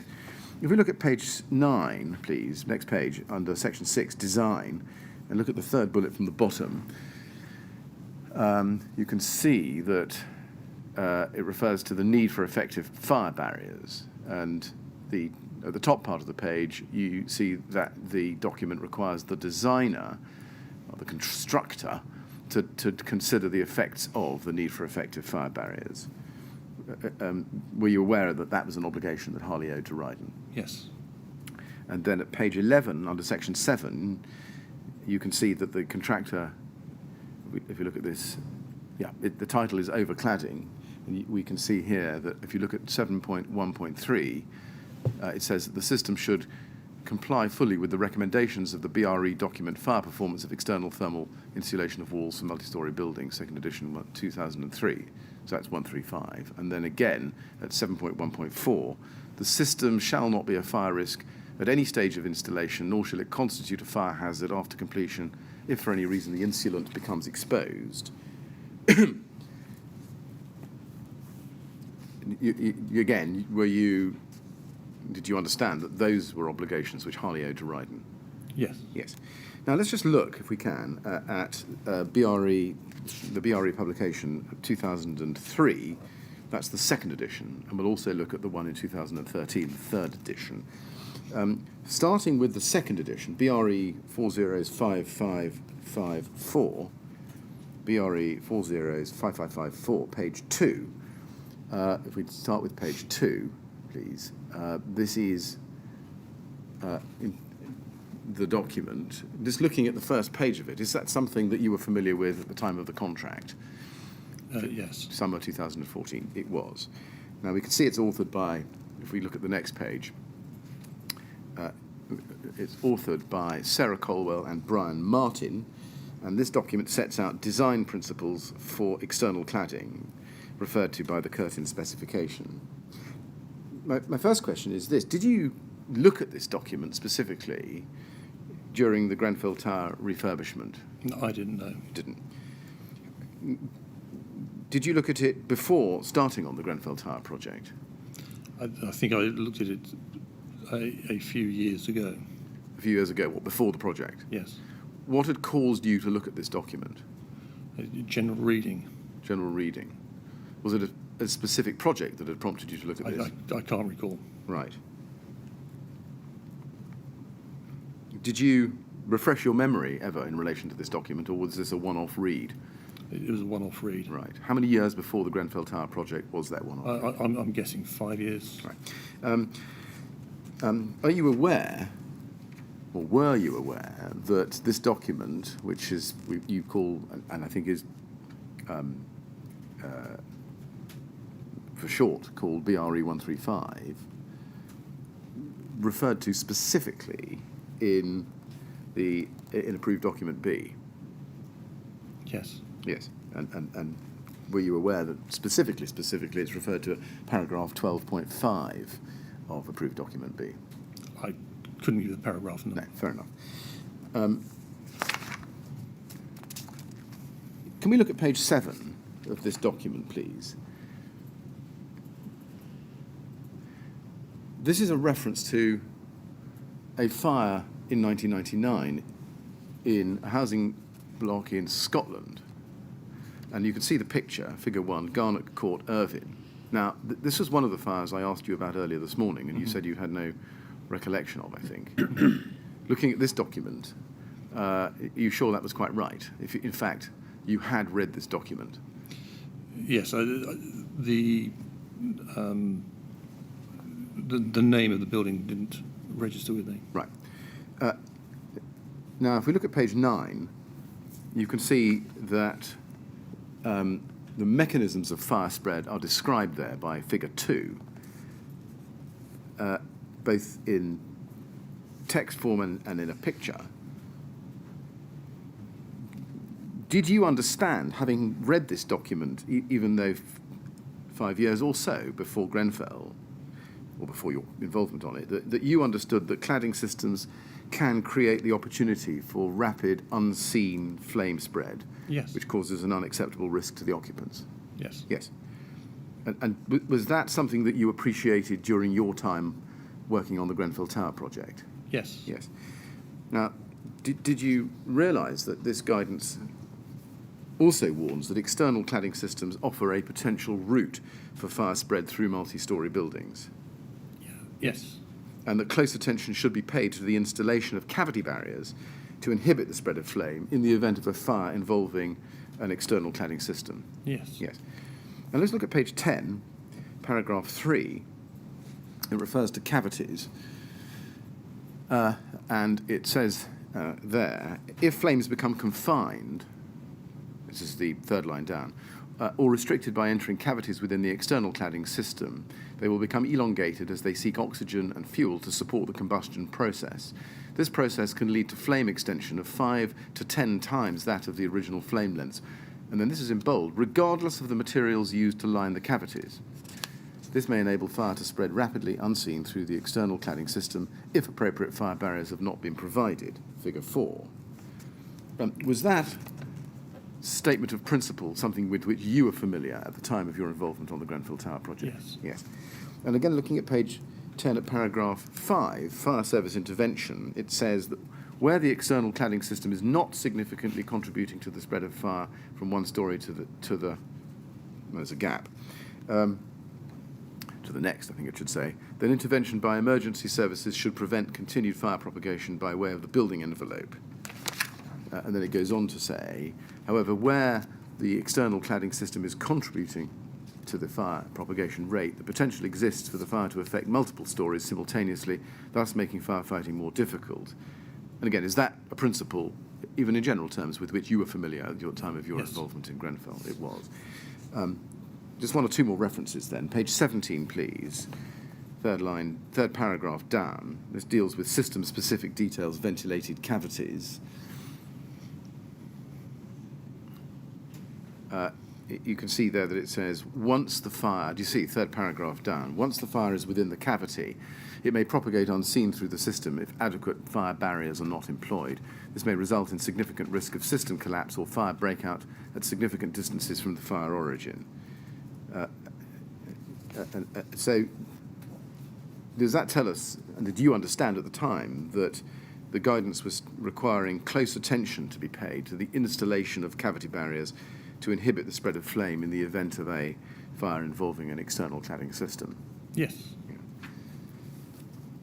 And then on page 17, a little bit lower down, under the heading Performance of Materials in Fire, do you see, it says, first of all, insulation, And then it says, the performance of insulating material when subjected to this type of fire scenario has been outlined in the previous section. Typically, non-combustible materials are used in these systems as it is difficult to prevent fire entering the cavity and spreading through the insulating material. And again, did you understand that? Yes. Yeah. And then bottom of page 17 over to page 18, we can see it says, under external panel, materials used for external panels used can vary from non-combustible through to combustible. And then there's the first bullet point, and it says non-combustible materials and materials of limited combustibility, as defined in tables A6 and A7 of approved document B, typically cementitious-based products through to natural products such as stone veneers and coated metal panels, and it goes on about that. And then it says, 4 lines up from the end of that bullet point, just halfway through that mini paragraph, metal panels such as aluminium, you see that? Yes. May fall from the system if the strength of fixing is affected by the local fire source. And then it says they may also melt, generating molten metal debris if exposed directly to the sustained flame envelope. Again, was that a warning or risk that you were familiar with at the time of the Grenfell Tower project? Yes. Now, the guidance available for the majority of the period of Grenfell Tower project was in fact contained in the 2013 edition of this document, BRE 135, or BR 135, and it contained further warnings. Can we just look at that? It's CEL 403364, please.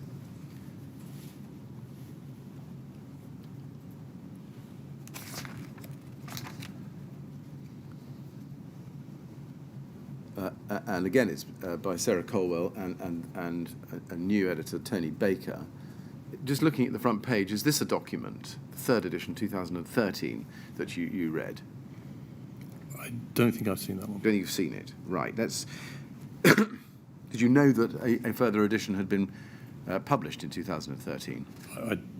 You didn't? I didn't know. How can you account for that? How did you not know that an updated edition of BR 135 had come into being, given your experience and position in the industry?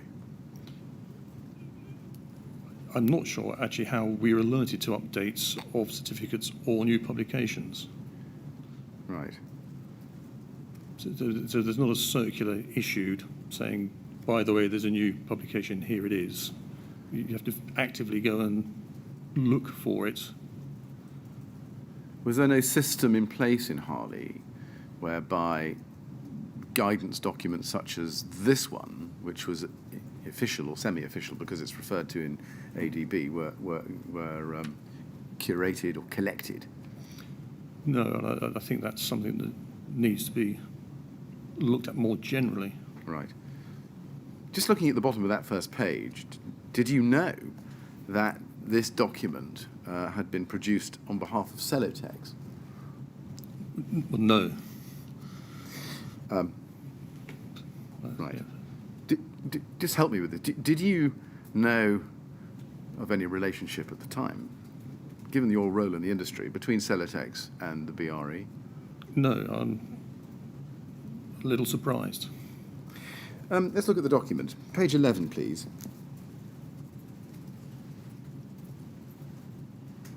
I'll take this very quickly.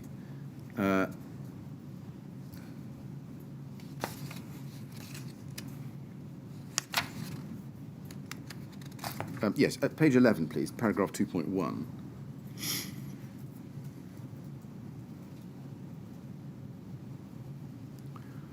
Yes, it is.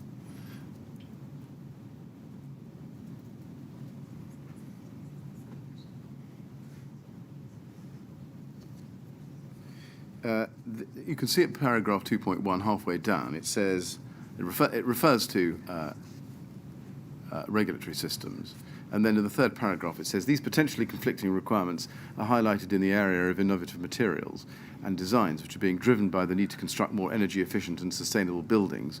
In order to meet these design challenges, the range of new and innovative materials and designs of systems being offered as potential solutions has also increased the volumes of potentially combustible materials being used in external cladding applications.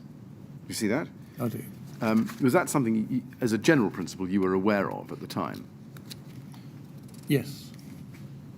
And if you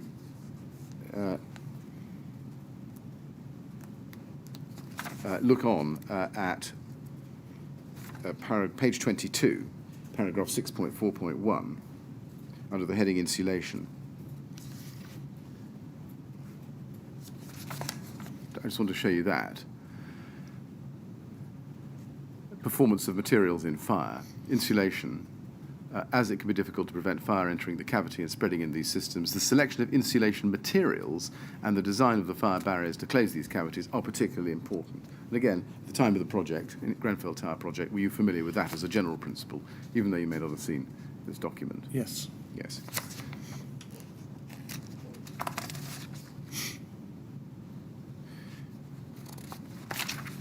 Can I then go back to the LOI? Mr. Millett, I'm just wondering whether this document was produced. I can't. Yes, I've just had a note from those behind me, Mr. Chairman. Right. Perhaps I can just clear that up. Mr.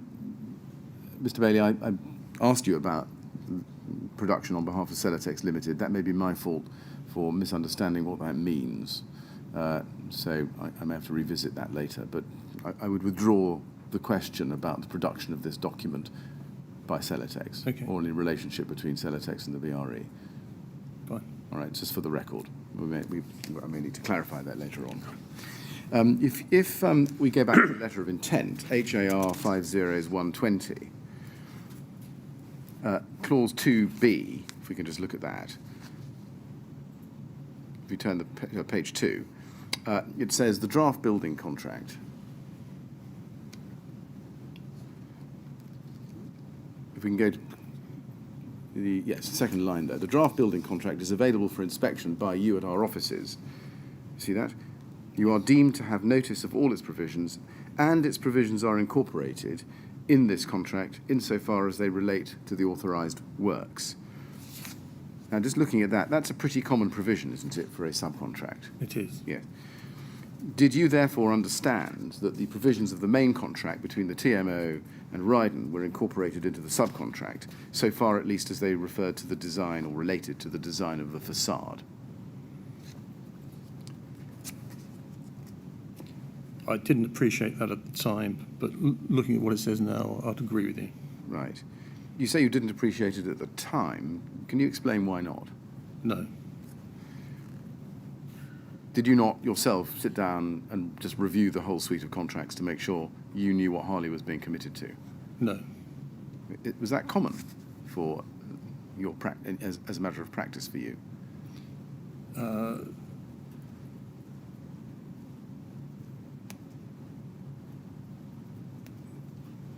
Normally, we actually have a contract that sent us, which can read through that this is the way this was issued as a letter of intent. That's causing this issue. Yes. Yeah, yes. So you're not knowing that the head contract had been incorporated into the subcontract was abnormal. Is that right? Yes, but as I say, we never actually had the formal contract through. No. Well, I'll come to that, I think. But I think the answer to my question is that was not normal for you. It was not normal for you not to know that the head contract terms were incorporated into the subcontract. Correct. Right. Does that tell us that, at least in simple terms, you didn't know that Harley owed the same obligations to Ryden that Ryden owed to its client, the TMO? Yes. Did anybody at Harley, to your knowledge, ever take the opportunity to inspect the head contract between Ryden and the TMO? Not to my knowledge, no. So can we proceed on the basis that Harley's involvement in this project proceeded without any familiarity at all with what Ryden had promised it would do to for the TMO? Correct. Is that unusual in your experience? Unusual, but not unheard of. Right. If we can look at the main contract, this is RYD 701.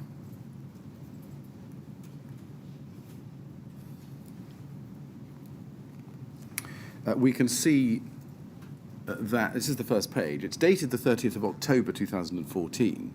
This is the formal signed version, and it's a design and build contract. Can we take it that you knew at least that? Yes. Yes. And at the time of the Grenfell Tower project, how familiar were you with design and build projects? Reasonably, probably a third of the jobs that we do are design and build. Can we look at page 19, please? And I'd like you to look with me, please, at clause 2.1.5.1,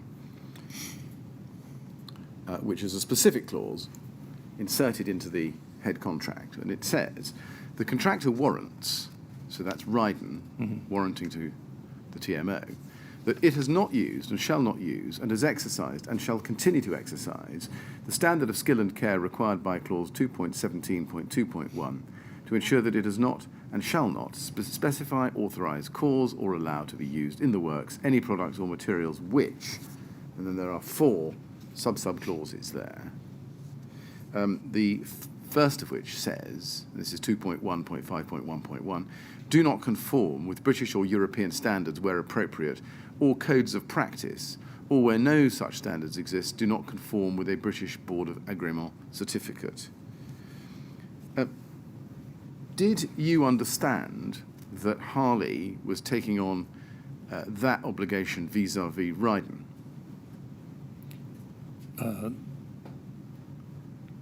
No, but we wouldn't supply stuff that didn't conform as a matter of course.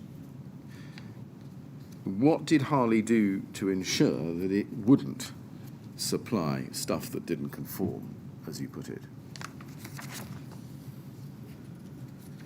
The key components were set out in the prescriptive MBS specification, and we know that the Renabon had an agreement certificate which complied with this. We know that the Celotex came with its certification, albeit, as we've subsequently found out, it wasn't what it was sold to us as. Let's look at clause 2.17.1 on page 22. That provides that, and again it's quite long, but it provides that the contractor, which is Ryden in this contract, shall, to the extent set out in clause 2.17.2.1 below, be fully responsible in all respects for the design of the works, including, and then it goes on to say at clause 2.17.2.2, do you see, it says, not limited to the coordination and integration of all design and the interface between the design elements for the works, whether carried out by the contractor or by any other party engaged on the works, and the contractor shall adopt and take responsibility for any design work in relation to the works which may be carried out or which may have been carried out by professional consultants or specialist subcontractors or by any other person at the request of the employer. Did you know that Harley was taking on that obligation vis-à-vis Ryden? No. And then at 2.17.1.3, the contractor would be fully responsible in all respects for selection of goods and materials and the satisfaction of performance specifications included or referred to in the employer's requirements, the contractor's proposals, this contract, or any change. Again, did you know that Harley was taking on that obligation vis-à-vis Ryden? No. And if we look a little bit further down at clause 2.17.2.3, I'm sorry, 2.17.2.2 on page 23, It says that the works will, when completed, comply with any performance specification or requirements included or referred to in the employer's requirements or contractor's proposals, this contract, or in any change. Same question again. Did you know that Harley was taking on that obligation vis-à-vis Ryden? No.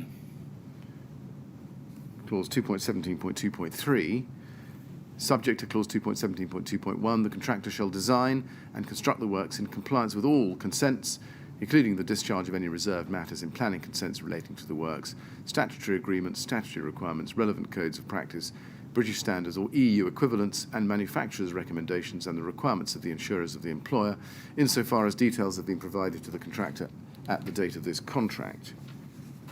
And again, same question, I'm afraid. Did you know that Harley was taking on that obligation vis-à-vis Ryden? No. Would you agree that the reference to statutory requirements and relevant codes of practice would include the Building Regulations 2010? Yes. As a matter of practice? Yes. Yes.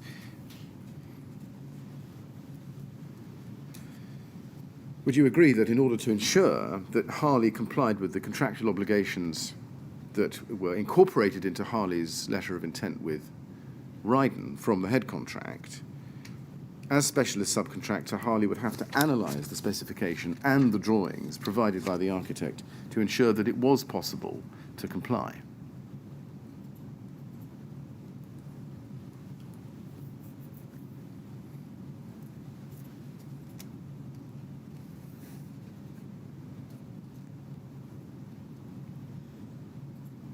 Yes. And to develop the design, your contract with Ryden required Harley to analyse the specification and design intent, again, to ensure that you were able to comply with the building regulations.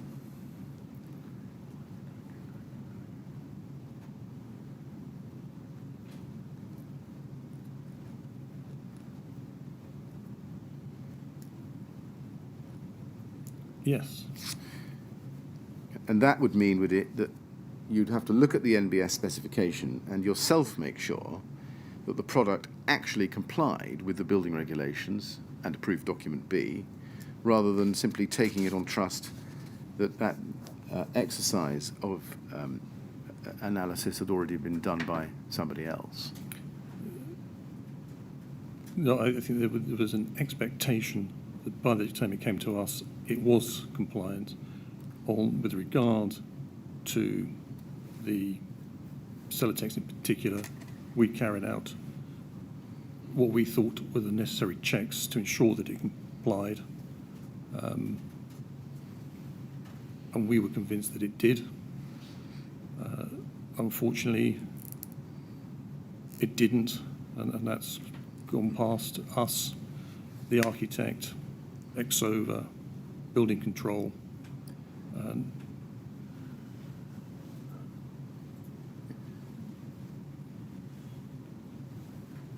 Mr. Bailey, will you just pause for a moment? Mr. Bailey, I'm going to have to ask you just to raise your voice a little bit, if you would. Oh, sorry. It's not always very easy to hear what you're saying. Okay. Right? Thank you very much.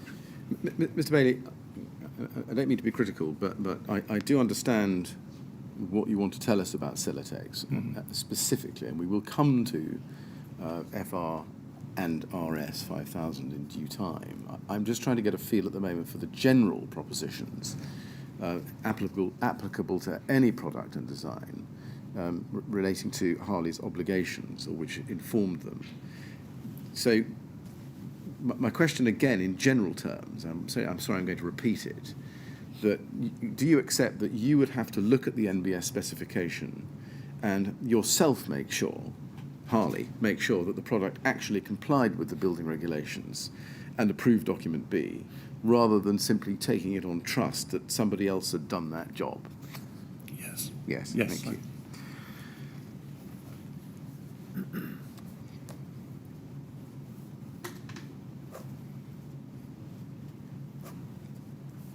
Can I ask you to look at the head contract again, please? RYD 30942235. This is the contract between Ryden and the TMO, page 64. Again, this is the conformed version executed on the 30th of October 2014. And on this page, we can see clause 2.2.1. All materials, goods, and workmanship used in the execution of the work shall be of such kinds and of such quality as are necessary to enable the contractor to comply with his obligations under this contract. And then it says, the contractor shall not make any substitution for any materials, goods, or workmanship specified or described in the employer's requirements, or if not specified or described in the employer's requirements as set out in the contractor's proposals, or in the specifications revised and returned to the contractor by the employer in accordance with the contractor's design submission procedure set out in Schedule 1, without the prior consent, not to be unreasonably withheld or delayed, in writing of the employer. Now, I know that's a bit of a mouthful, but would you agree with me that as far as this contract applied to Harley, Harley were under an obligation to ensure that any product substitutions had to be approved by Ryden? Yes. Yes. So Harley wasn't allowed simply to substitute a product without getting approval first from Ryden? Correct. Yes. Now, can we look at HAR 30101155? This is Harley's quotation that he gave to Ryden in January 2014, 29th of January 2014. There's the first page of it. I'd like you to go, please, to page 9, where we can see a cost summary, and there's a long list of bullet points there about what it is that you're going to do for a total quotation there of 3.2 odd million pounds. Do you see that?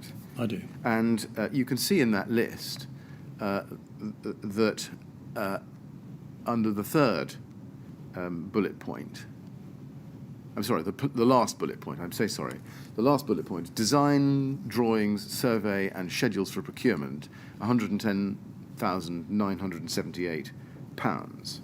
You see that? Now, if you or Harley and anyone else at Harley had seen anything in the draft contract that you thought was beyond your expertise, or that you wouldn't expect to do within either the total budget or the specific sub-budgets for each head, you would have picked Ryden up on that, wouldn't you? We would. Well, you wouldn't have, let me try it a different way. You wouldn't have quoted for something that you weren't qualified to do. No, we wouldn't. And you wouldn't have quoted a figure which was too low for the work that you thought was required. No. No. And if, having seen the NBS specification and the employer's requirements and related drawings, Harley had thought that there were any flags, any concerns or flaws in the design, then Harley would have flagged that up in the quotation and priced accordingly. We would have done, yes. Yeah. Were you aware of any concerns at the time about the employer's requirements or the design? No. Can I go back to the letter of... Give me a moment, Mr. Millett. I think the usher wants to have a word with me. You got something for me, Laura? No, I'm looking. I'll tell you what I'd actually like. Some yellow stickies. Big enough to write on. I'm sorry. Yes, on you go. Can I ask you to go back to the letter of intent at HAR 50120, please? I want to look at page 2 with you, and particularly paragraph 2.b, paragraph 2b, and that says the articles of agreement and subcontract conditions of DOM 2 will apply, save where they are modified by the terms of this contract. The draft building contract is available for inspection by you at our offices. You are deemed to have notice of all of its provisions, and its provisions are incorporated in this contract insofar as they relate to the authorised works. What did you understand that to mean in the context of this letter of intent? And this is something you say you think you did read.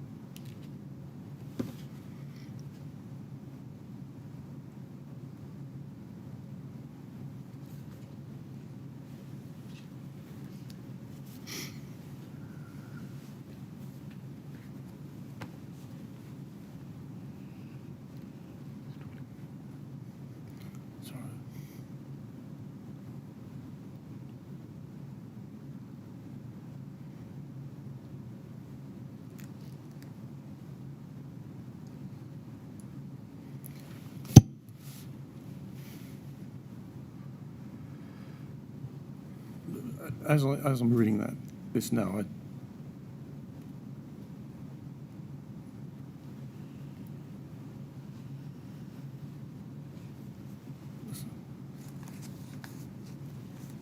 I don't read that as the subcontract conditions being the same as the main contract conditions. All right. How familiar were you familiar with the subcontract conditions, or the Articles of Agreement and subcontract conditions of DOM 2? Broadly, yes. At the time? Yeah. Yes, broadly. Well, let's look at them. It's INQ 3011211.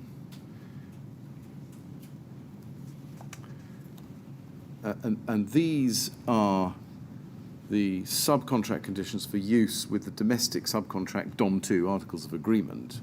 And this is the 2011 edition, which we believe was the current edition at the time of your involvement in the Grenfell Tower project. Just looking at its rather colourful, if not garish, first page, was that something familiar to you at the time, do you think? I think we might actually have the 2010 edition, but Right. But were you familiar with that edition? the 2010, yes. Right. Well, this is the 2011 edition. Did you know that there was a difference? I'm not aware of a difference. But I'm sure there's a... right. Well, let's see how we go with this. Are you saying that you were familiar with the 2010 edition, but not the 2011 edition? Yes. I see. Well, let's see if it's any different. Can I ask you to look at page 7 and clause 2.1.1? And this is under the heading Obligations of the Subcontractor. The subcontractor shall carry out, do you see where it says? Yes. The subcontractor shall carry out and complete the subcontract works in a proper and workmanlike manner in compliance with the subcontract documents, the construction phase plan, and other statutory requirements. Did you understand that from this that the statutory requirements would include the Building Regulations 2010? Yes, all the work we carry out needs to be in compliance with the building regulations. Yes, okay. And that meant that Harley, under this incorporated set of standard terms, had an obligation to comply with the building regulations in relation to all the work it did. Whether there was a contract or not, we had an obligation to comply with the building regulations. Indeed. Did Harley have a formal process in place for conducting a compliance check of each of the materials to be used in the facade, the subject of the LOI? Yeah, on the products that we'd used previously, and we have all the BBA certificates for, it's a very quick check. On the products we haven't used before, specifically Celotex, there's a process that we go through to check off that it does comply. What was that process? We looked at the certificates they gave us. We had meetings with them. We sent our drawings to them to make sure they were happy that we were using it in the correct place. And we were convinced by them that they were compliant.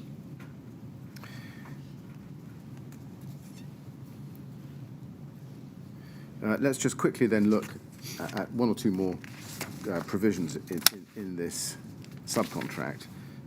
Clause 2.4.1 on page 8. I'll try and take this quite quickly. This is under materials, goods and workmanship. Just looking at that, I'm not going to read it all out because time will get short. But looking at it, were you familiar with that obligation as an obligation which Harley owed to Ryden? Yes. Yes. Page 9, similarly, same question, 2.12.1, clause 2.12.1.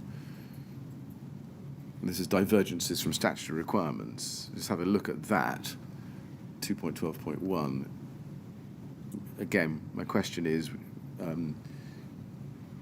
were you familiar with that obligation as an obligation which Harley owed to Ryden? Yes. So would you agree with me that you were required, or Harley was required, to notify Ryden if there were any discrepancies between the design and the statutory requirements? Yes. Yeah. And that again would involve positively checking whether the products proposed by the client, for example in the NBS specification or the employer's requirements, were compliant with the relevant statutory standards. Yes. Yeah.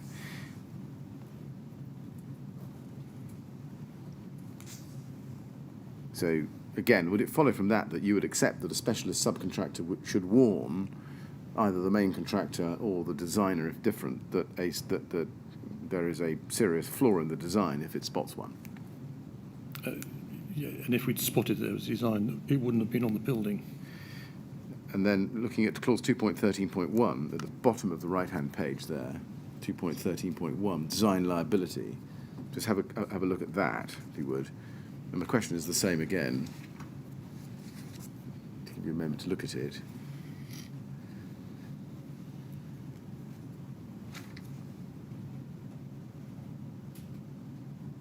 Again, would you agree that you were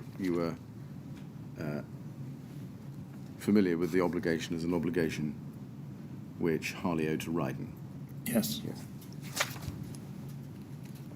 And that would mean that Harley was taking on full responsibility for its design work to the standard of an architect or other appropriate professional designer holding themselves out as competent to do the work.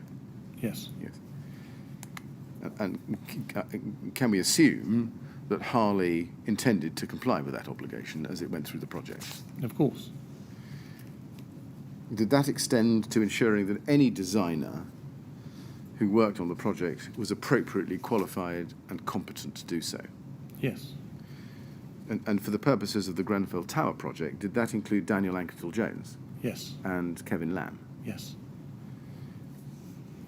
Did you see anything in the contractual documentations, in the contractual documents, or in anything in your discussions with Ryden, which you felt in any way operated to limit Harley's obligations as a designer of the cladding system in any way? I think in the NBS specification it states that we're responsible for the thicknesses and the engineering of the cladding. Yes. My question was, did you see anything either in the contractual documentation that you did review, or anything in the discussions you had with Ryden, which you thought operated to limit Harley's obligations as a designer of the cladding system in any respect? Yes, the NBS specification. And what is it in the NBS specification that you say operated as a limitation on Harley's obligation in the respects I've just identified? Because it's I can't tell you the exact clause. It's a design responsibility to determine the thickness of materials to be used. Did you think that limitation meant that you weren't responsible for any of these other things in the contract that I've been taking you through? No, that whatever we do needs to be compliant with building regulations. That's not whether it's in the contract or not. That is, we need to do the job properly. In terms of selection of products, that's not our responsibility. That is in a prescriptive NBS.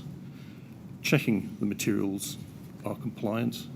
It's something that we would do routinely, and with the key product of Celotex, we did carry out our checks. Can I then take you to the collateral warranty, dated the 25th of April 2016? Yes.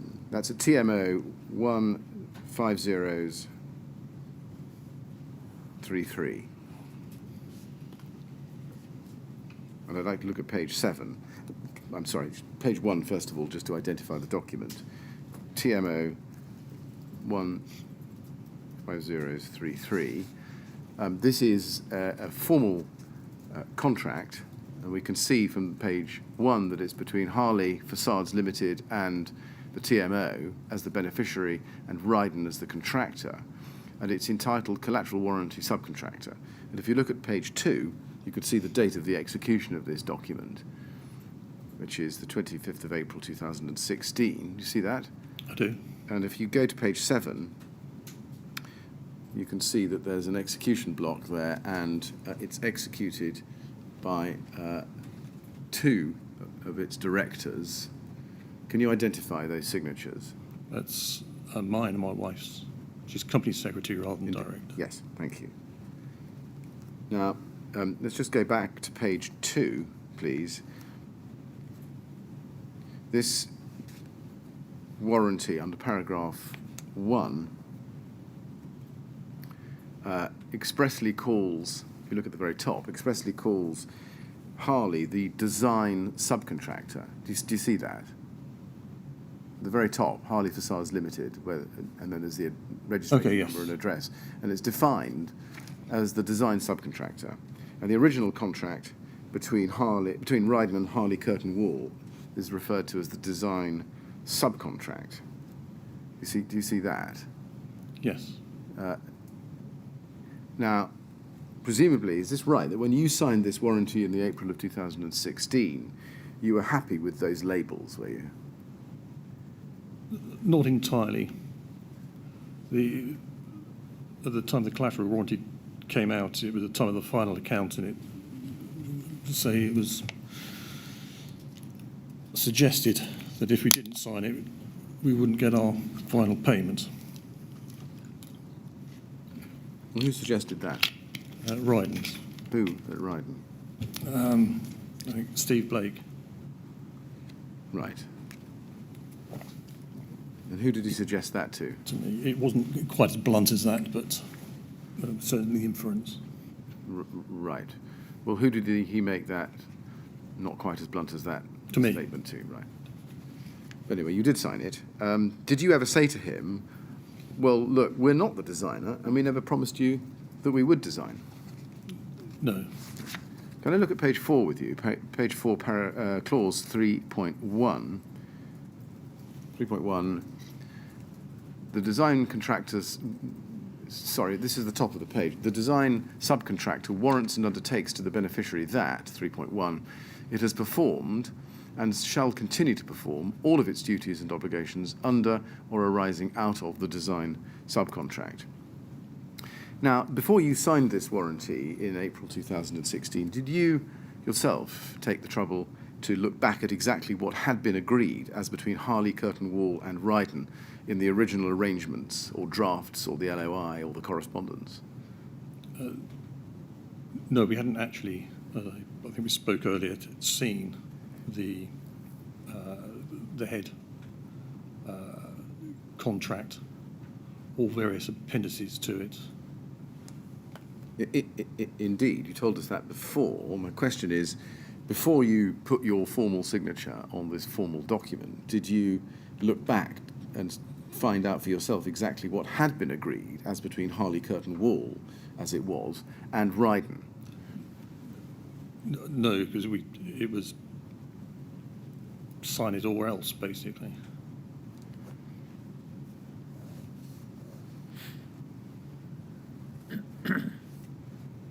Do you accept, looking at clause 3.2, that Harley had an obligation to act with the care and skill of a properly qualified and competent cladding specialist? We'd have the obligation whether we signed this or not. Right. And that would include in respect of the design of the cladding? Yeah, to the extent that we're responsible for an element of design, yes.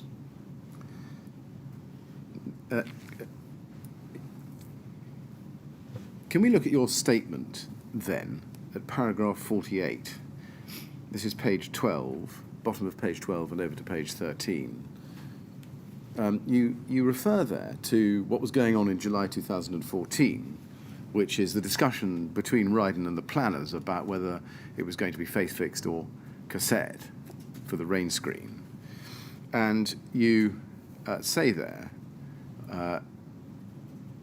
do you see, you quote from Simon Lawrence's email of the 31st of July 2014, where he says that the project client had just confirmed to planning that they are looking to proceed with the Renault-Bond champagne colour as shown on the mock-up for the main body of the building, and the cladding will be the cassette fixing version. He went on to say in his email of the 31st of July, it is unlikely that the planners will have any major issues with the above proposals, as they have wanted cassette fixings from the start. It may be wise not to order the champagne colour until we have 100% assurance, but you can, and then go over the page, certainly start getting things rolling. And then you say this, full design can now start. So I've shown you the lead up to that and the reference to full design. And then if you look at the bottom of page 13,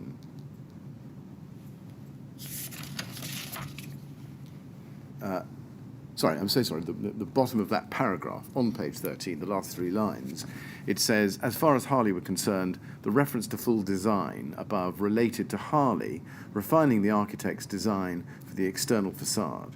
In the NBS specification at page 6 of 11 of section H92, the same description of full design was also used. That being so, can you explain why the design of the subcontract that Harley signed didn't confine Harley's responsibility in the way you say? Or the subcontract, we didn't actually have a subcontract, or the collateral warranty. All right, well, let me try it a different way. Can you explain why there are no terms in the LOI or the appendices to the LOI or any of the documents contained by reference in the LOI, including the head contract, or in DOM 2, which we've been looking at, or in the collateral warranty, which operate to confine Harley's responsibility in the way you've suggested in your statement? That's the MES specification as part of that letter of intent. So, are you saying that despite what's contained in the LOI, the appendices to the LOI, the curtains document that's referred to by reference, DOM 2 and the head contract and the collateral warranty, the NBS specification operated to limit Harley's obligations as a designer? Was that your understanding at the time? Yes. Well, can you just help me then to understand what the limit was?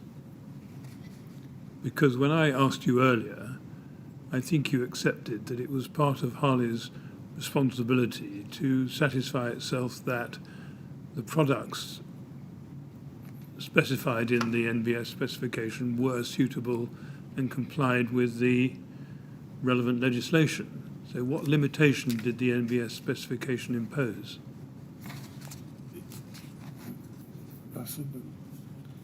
It's certainly that we need to check the materials that we're supplying are compliant. Mm-hmm. But with the limit,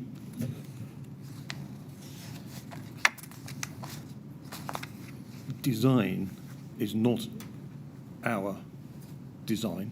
The design comes down from the architect. We have a responsibility to check that the products are compliant to the best of our skill, and that what we put up there stays on the building. So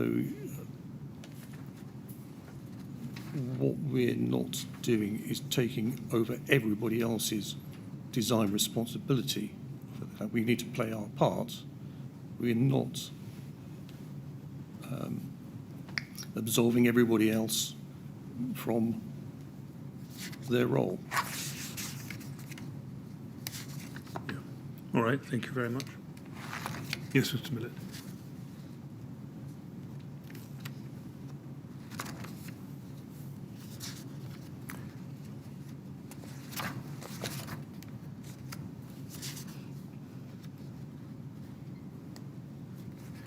Well, let's look at the NBS specification, if we can.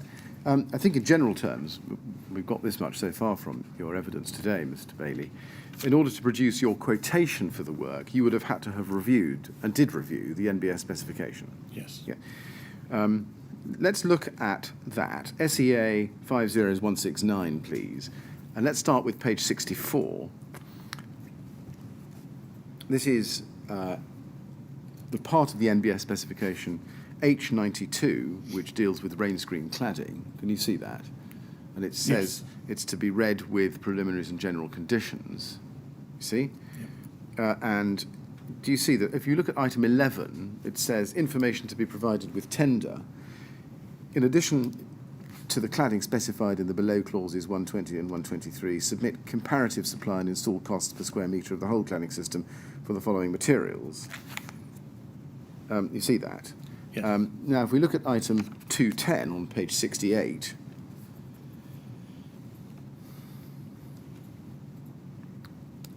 design,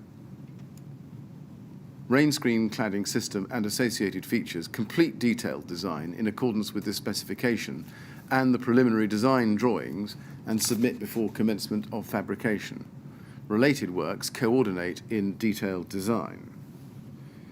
And then if we look at item 215, immediately below that it says design proposals, submission of alternative proposals, preliminary design drawings indicate intent, other reasonable proposals will be considered.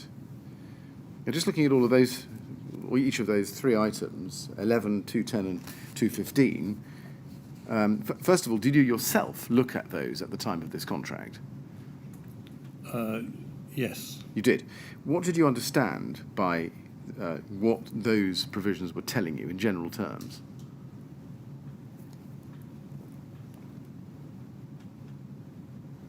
That we're completing, the architect's produced his design, we're taking that design and making it fit the building. Right. Do we see anything in there that limits... Sorry, I'm going to put the question a different way. Can you explain, on the basis of what I've just shown you, what it was that led you to think that Harley's obligation in respect of design was limited in any way?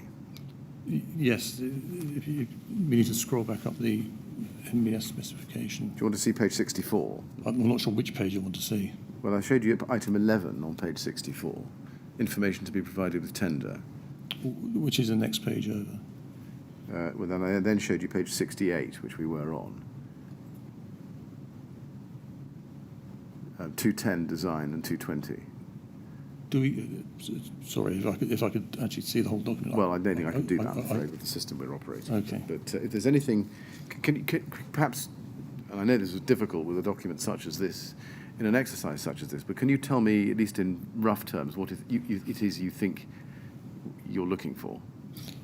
It says contractors design, complete design responsibility for thickness of materials and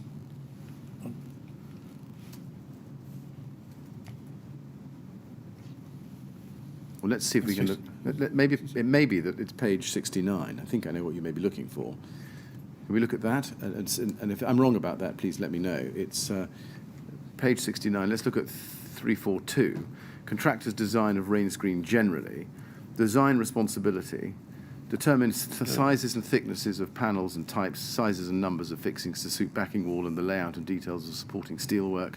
Design standard, CWTC standard. Structural and fire requirements, they're set out. Design under that, complete the design in accordance with the designated code of practice to satisfy specified performance criteria. Functional requirements are specified in this section with fire stopping to the requirements of the building regulations. Additional requirements are specified in this section. And I'm sorry to fish around and ask you, by way of guesswork, whether that's what you're looking for. It is, right. What is it in that, at the time, therefore, that led you to think that, despite everything we've seen in the contracts we've gone through this morning, Harley's responsibility as a designer was limited? It determines sizes, thickness of panels, types, sizes, number of fixing, suit backing, layout, detail, support, steelwork. Well, that wasn't surely all that Harley was responsible for, was it? Or was that your understanding? That is the, not solely, but that is the key point that we're responsible for.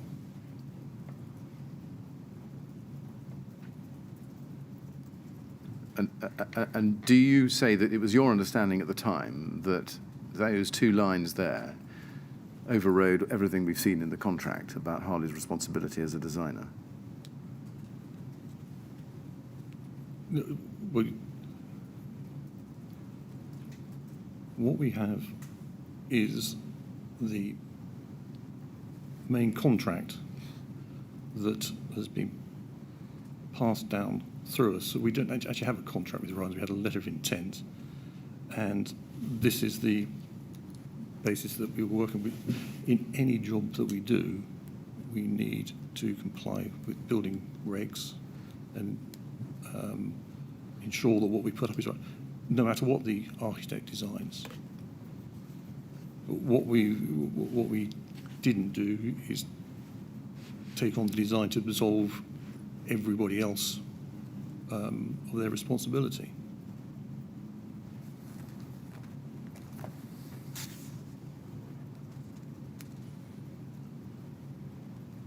I don't think there's any suggestion of absolution, Mr. Bailey, whether today or at any time.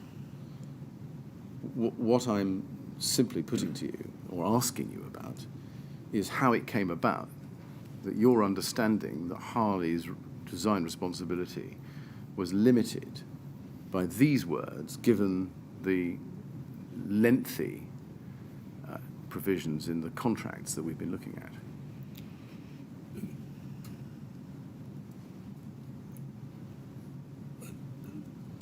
If we go back to the clause that was in the Ryan's letter of intent, that didn't strike me as tying the subcontract we had into the main contract. I may have misread that, misunderstood that, and that's not how I read it. I didn't see it, how I'm reading it now, that's not how I understood it. Well, let's move on a little. Let's go back, if we can, to Harley's quotation for the works of the 29th of January 2014, HAR 30010155. This document in general terms, am I right in thinking, was based on the NBS specification and the drawings and the employer's requirements? In general terms, yes. In general terms. If we look at HAR 30010155, page 2, this is the covering letter, so it's within the package. This is a letter to Ryden, signed by Mike Alberston, who his name emerged earlier as the estimating manager. And he says in the second paragraph, our offer includes for the design, supply and fix of a complete envelope package. And we looked at that by reference to your statement earlier on. And if we go to page 9, and we looked at this again before, and look at the final bullet point, which we did look at, design, drawings, survey and schedules for procurement, £110,000. That was what he included for that. And then he offers alternatives and options, including Rayner bond cladding. If you look at page 10, can we just look at that? You see, he says alternatives and options. Yep. You see that. And then under that, rain screen cladding. And in the middle of the page, he's offering Rayner bond rain screen cladding at certain prices and a Luca bond rain screen cladding. Now, I'm asking you to see that because I want next to go to a document. There will be a question after this. But can you look at a document at SEA 3011490, please?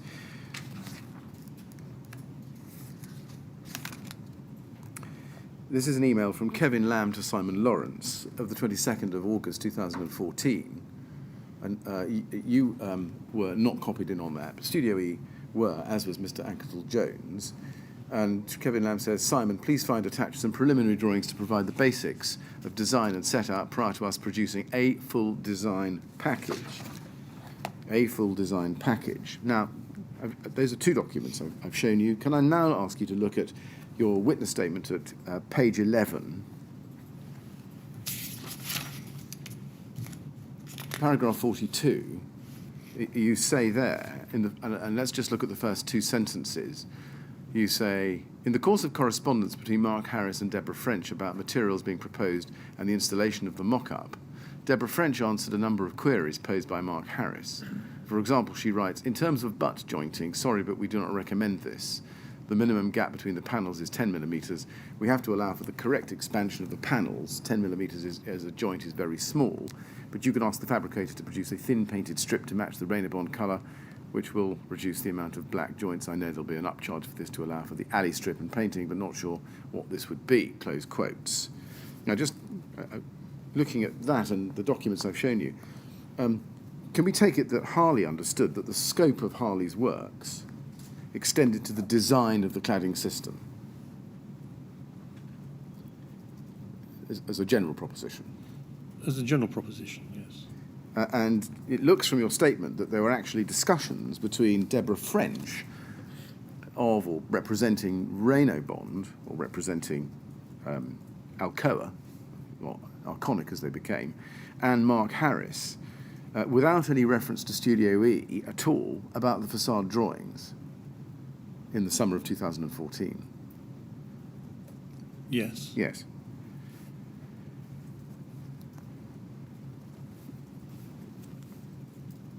And does that tell us that Harley knew that it had to perform and complete the full design as quoted for in the quotation of the cladding, and to that extent had discussions with the rain screen manufacturer in order to assist it to do so? The cladding system that we produce are the physical components that we put up there. This particular detail that Mark is sending through to Rainabond to comment on is a fabrication drawing. So where we've taken the architect's design of how he wants the panel to look, this is a fabricated production drawing of how it will physically be made. This isn't something that we would show to the architect. It's exactly how it's made, the dimensions of how the hook-ons work, not something for the architect. This was sent to Rainabond to make sure that they were happy with the size of the panel, the detailing, the machining detailing on the panel. So that there are different things. So when we talk about design, there is the production design and there is the sort of system design. They are subtly different. And Mr. Lamb's reference in his email to Simon Lawrence on the 22nd of August to a full design package, does that not include both what you describe as the production design and system design as the full package? It is. Did anyone at Harley, when they received the preliminary designs from Studio E, actually undertake an investigation or an interrogation of the employer's requirements before developing the designs further? The design was undertaken based on the architect's drawings and the MBS specification. Did anyone at Harley, at the start of its involvement, ever investigate the work that Studio E had done to check its quality and report on whether that work was satisfactory and compliant with statutory standards? No, there was the expectation that it would be. So you just proceeded on that assumption without verifying it? When we looked at it, there was nothing that stood out to us that it was non-compliant. Right. Did anyone at Harley notice that the drawings that you had received did not contain 1:5 ratio drawings? No, and there wasn't. We wouldn't necessarily expect to see 1:5 drawings from the architect. Would it not have assisted you in the design process to have seen 1:5 drawings? It may have. Would the cavity barrier strategy have been clearer, for example, if there had been 1:5 drawings? Probably.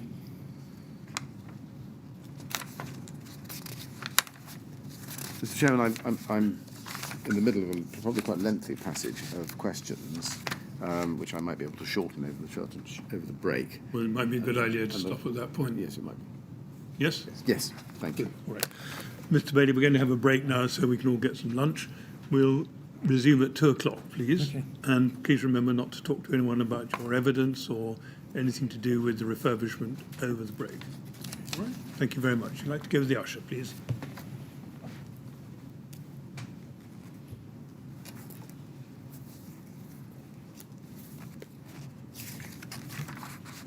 Thank you. 2 o'clock, please. Thank you.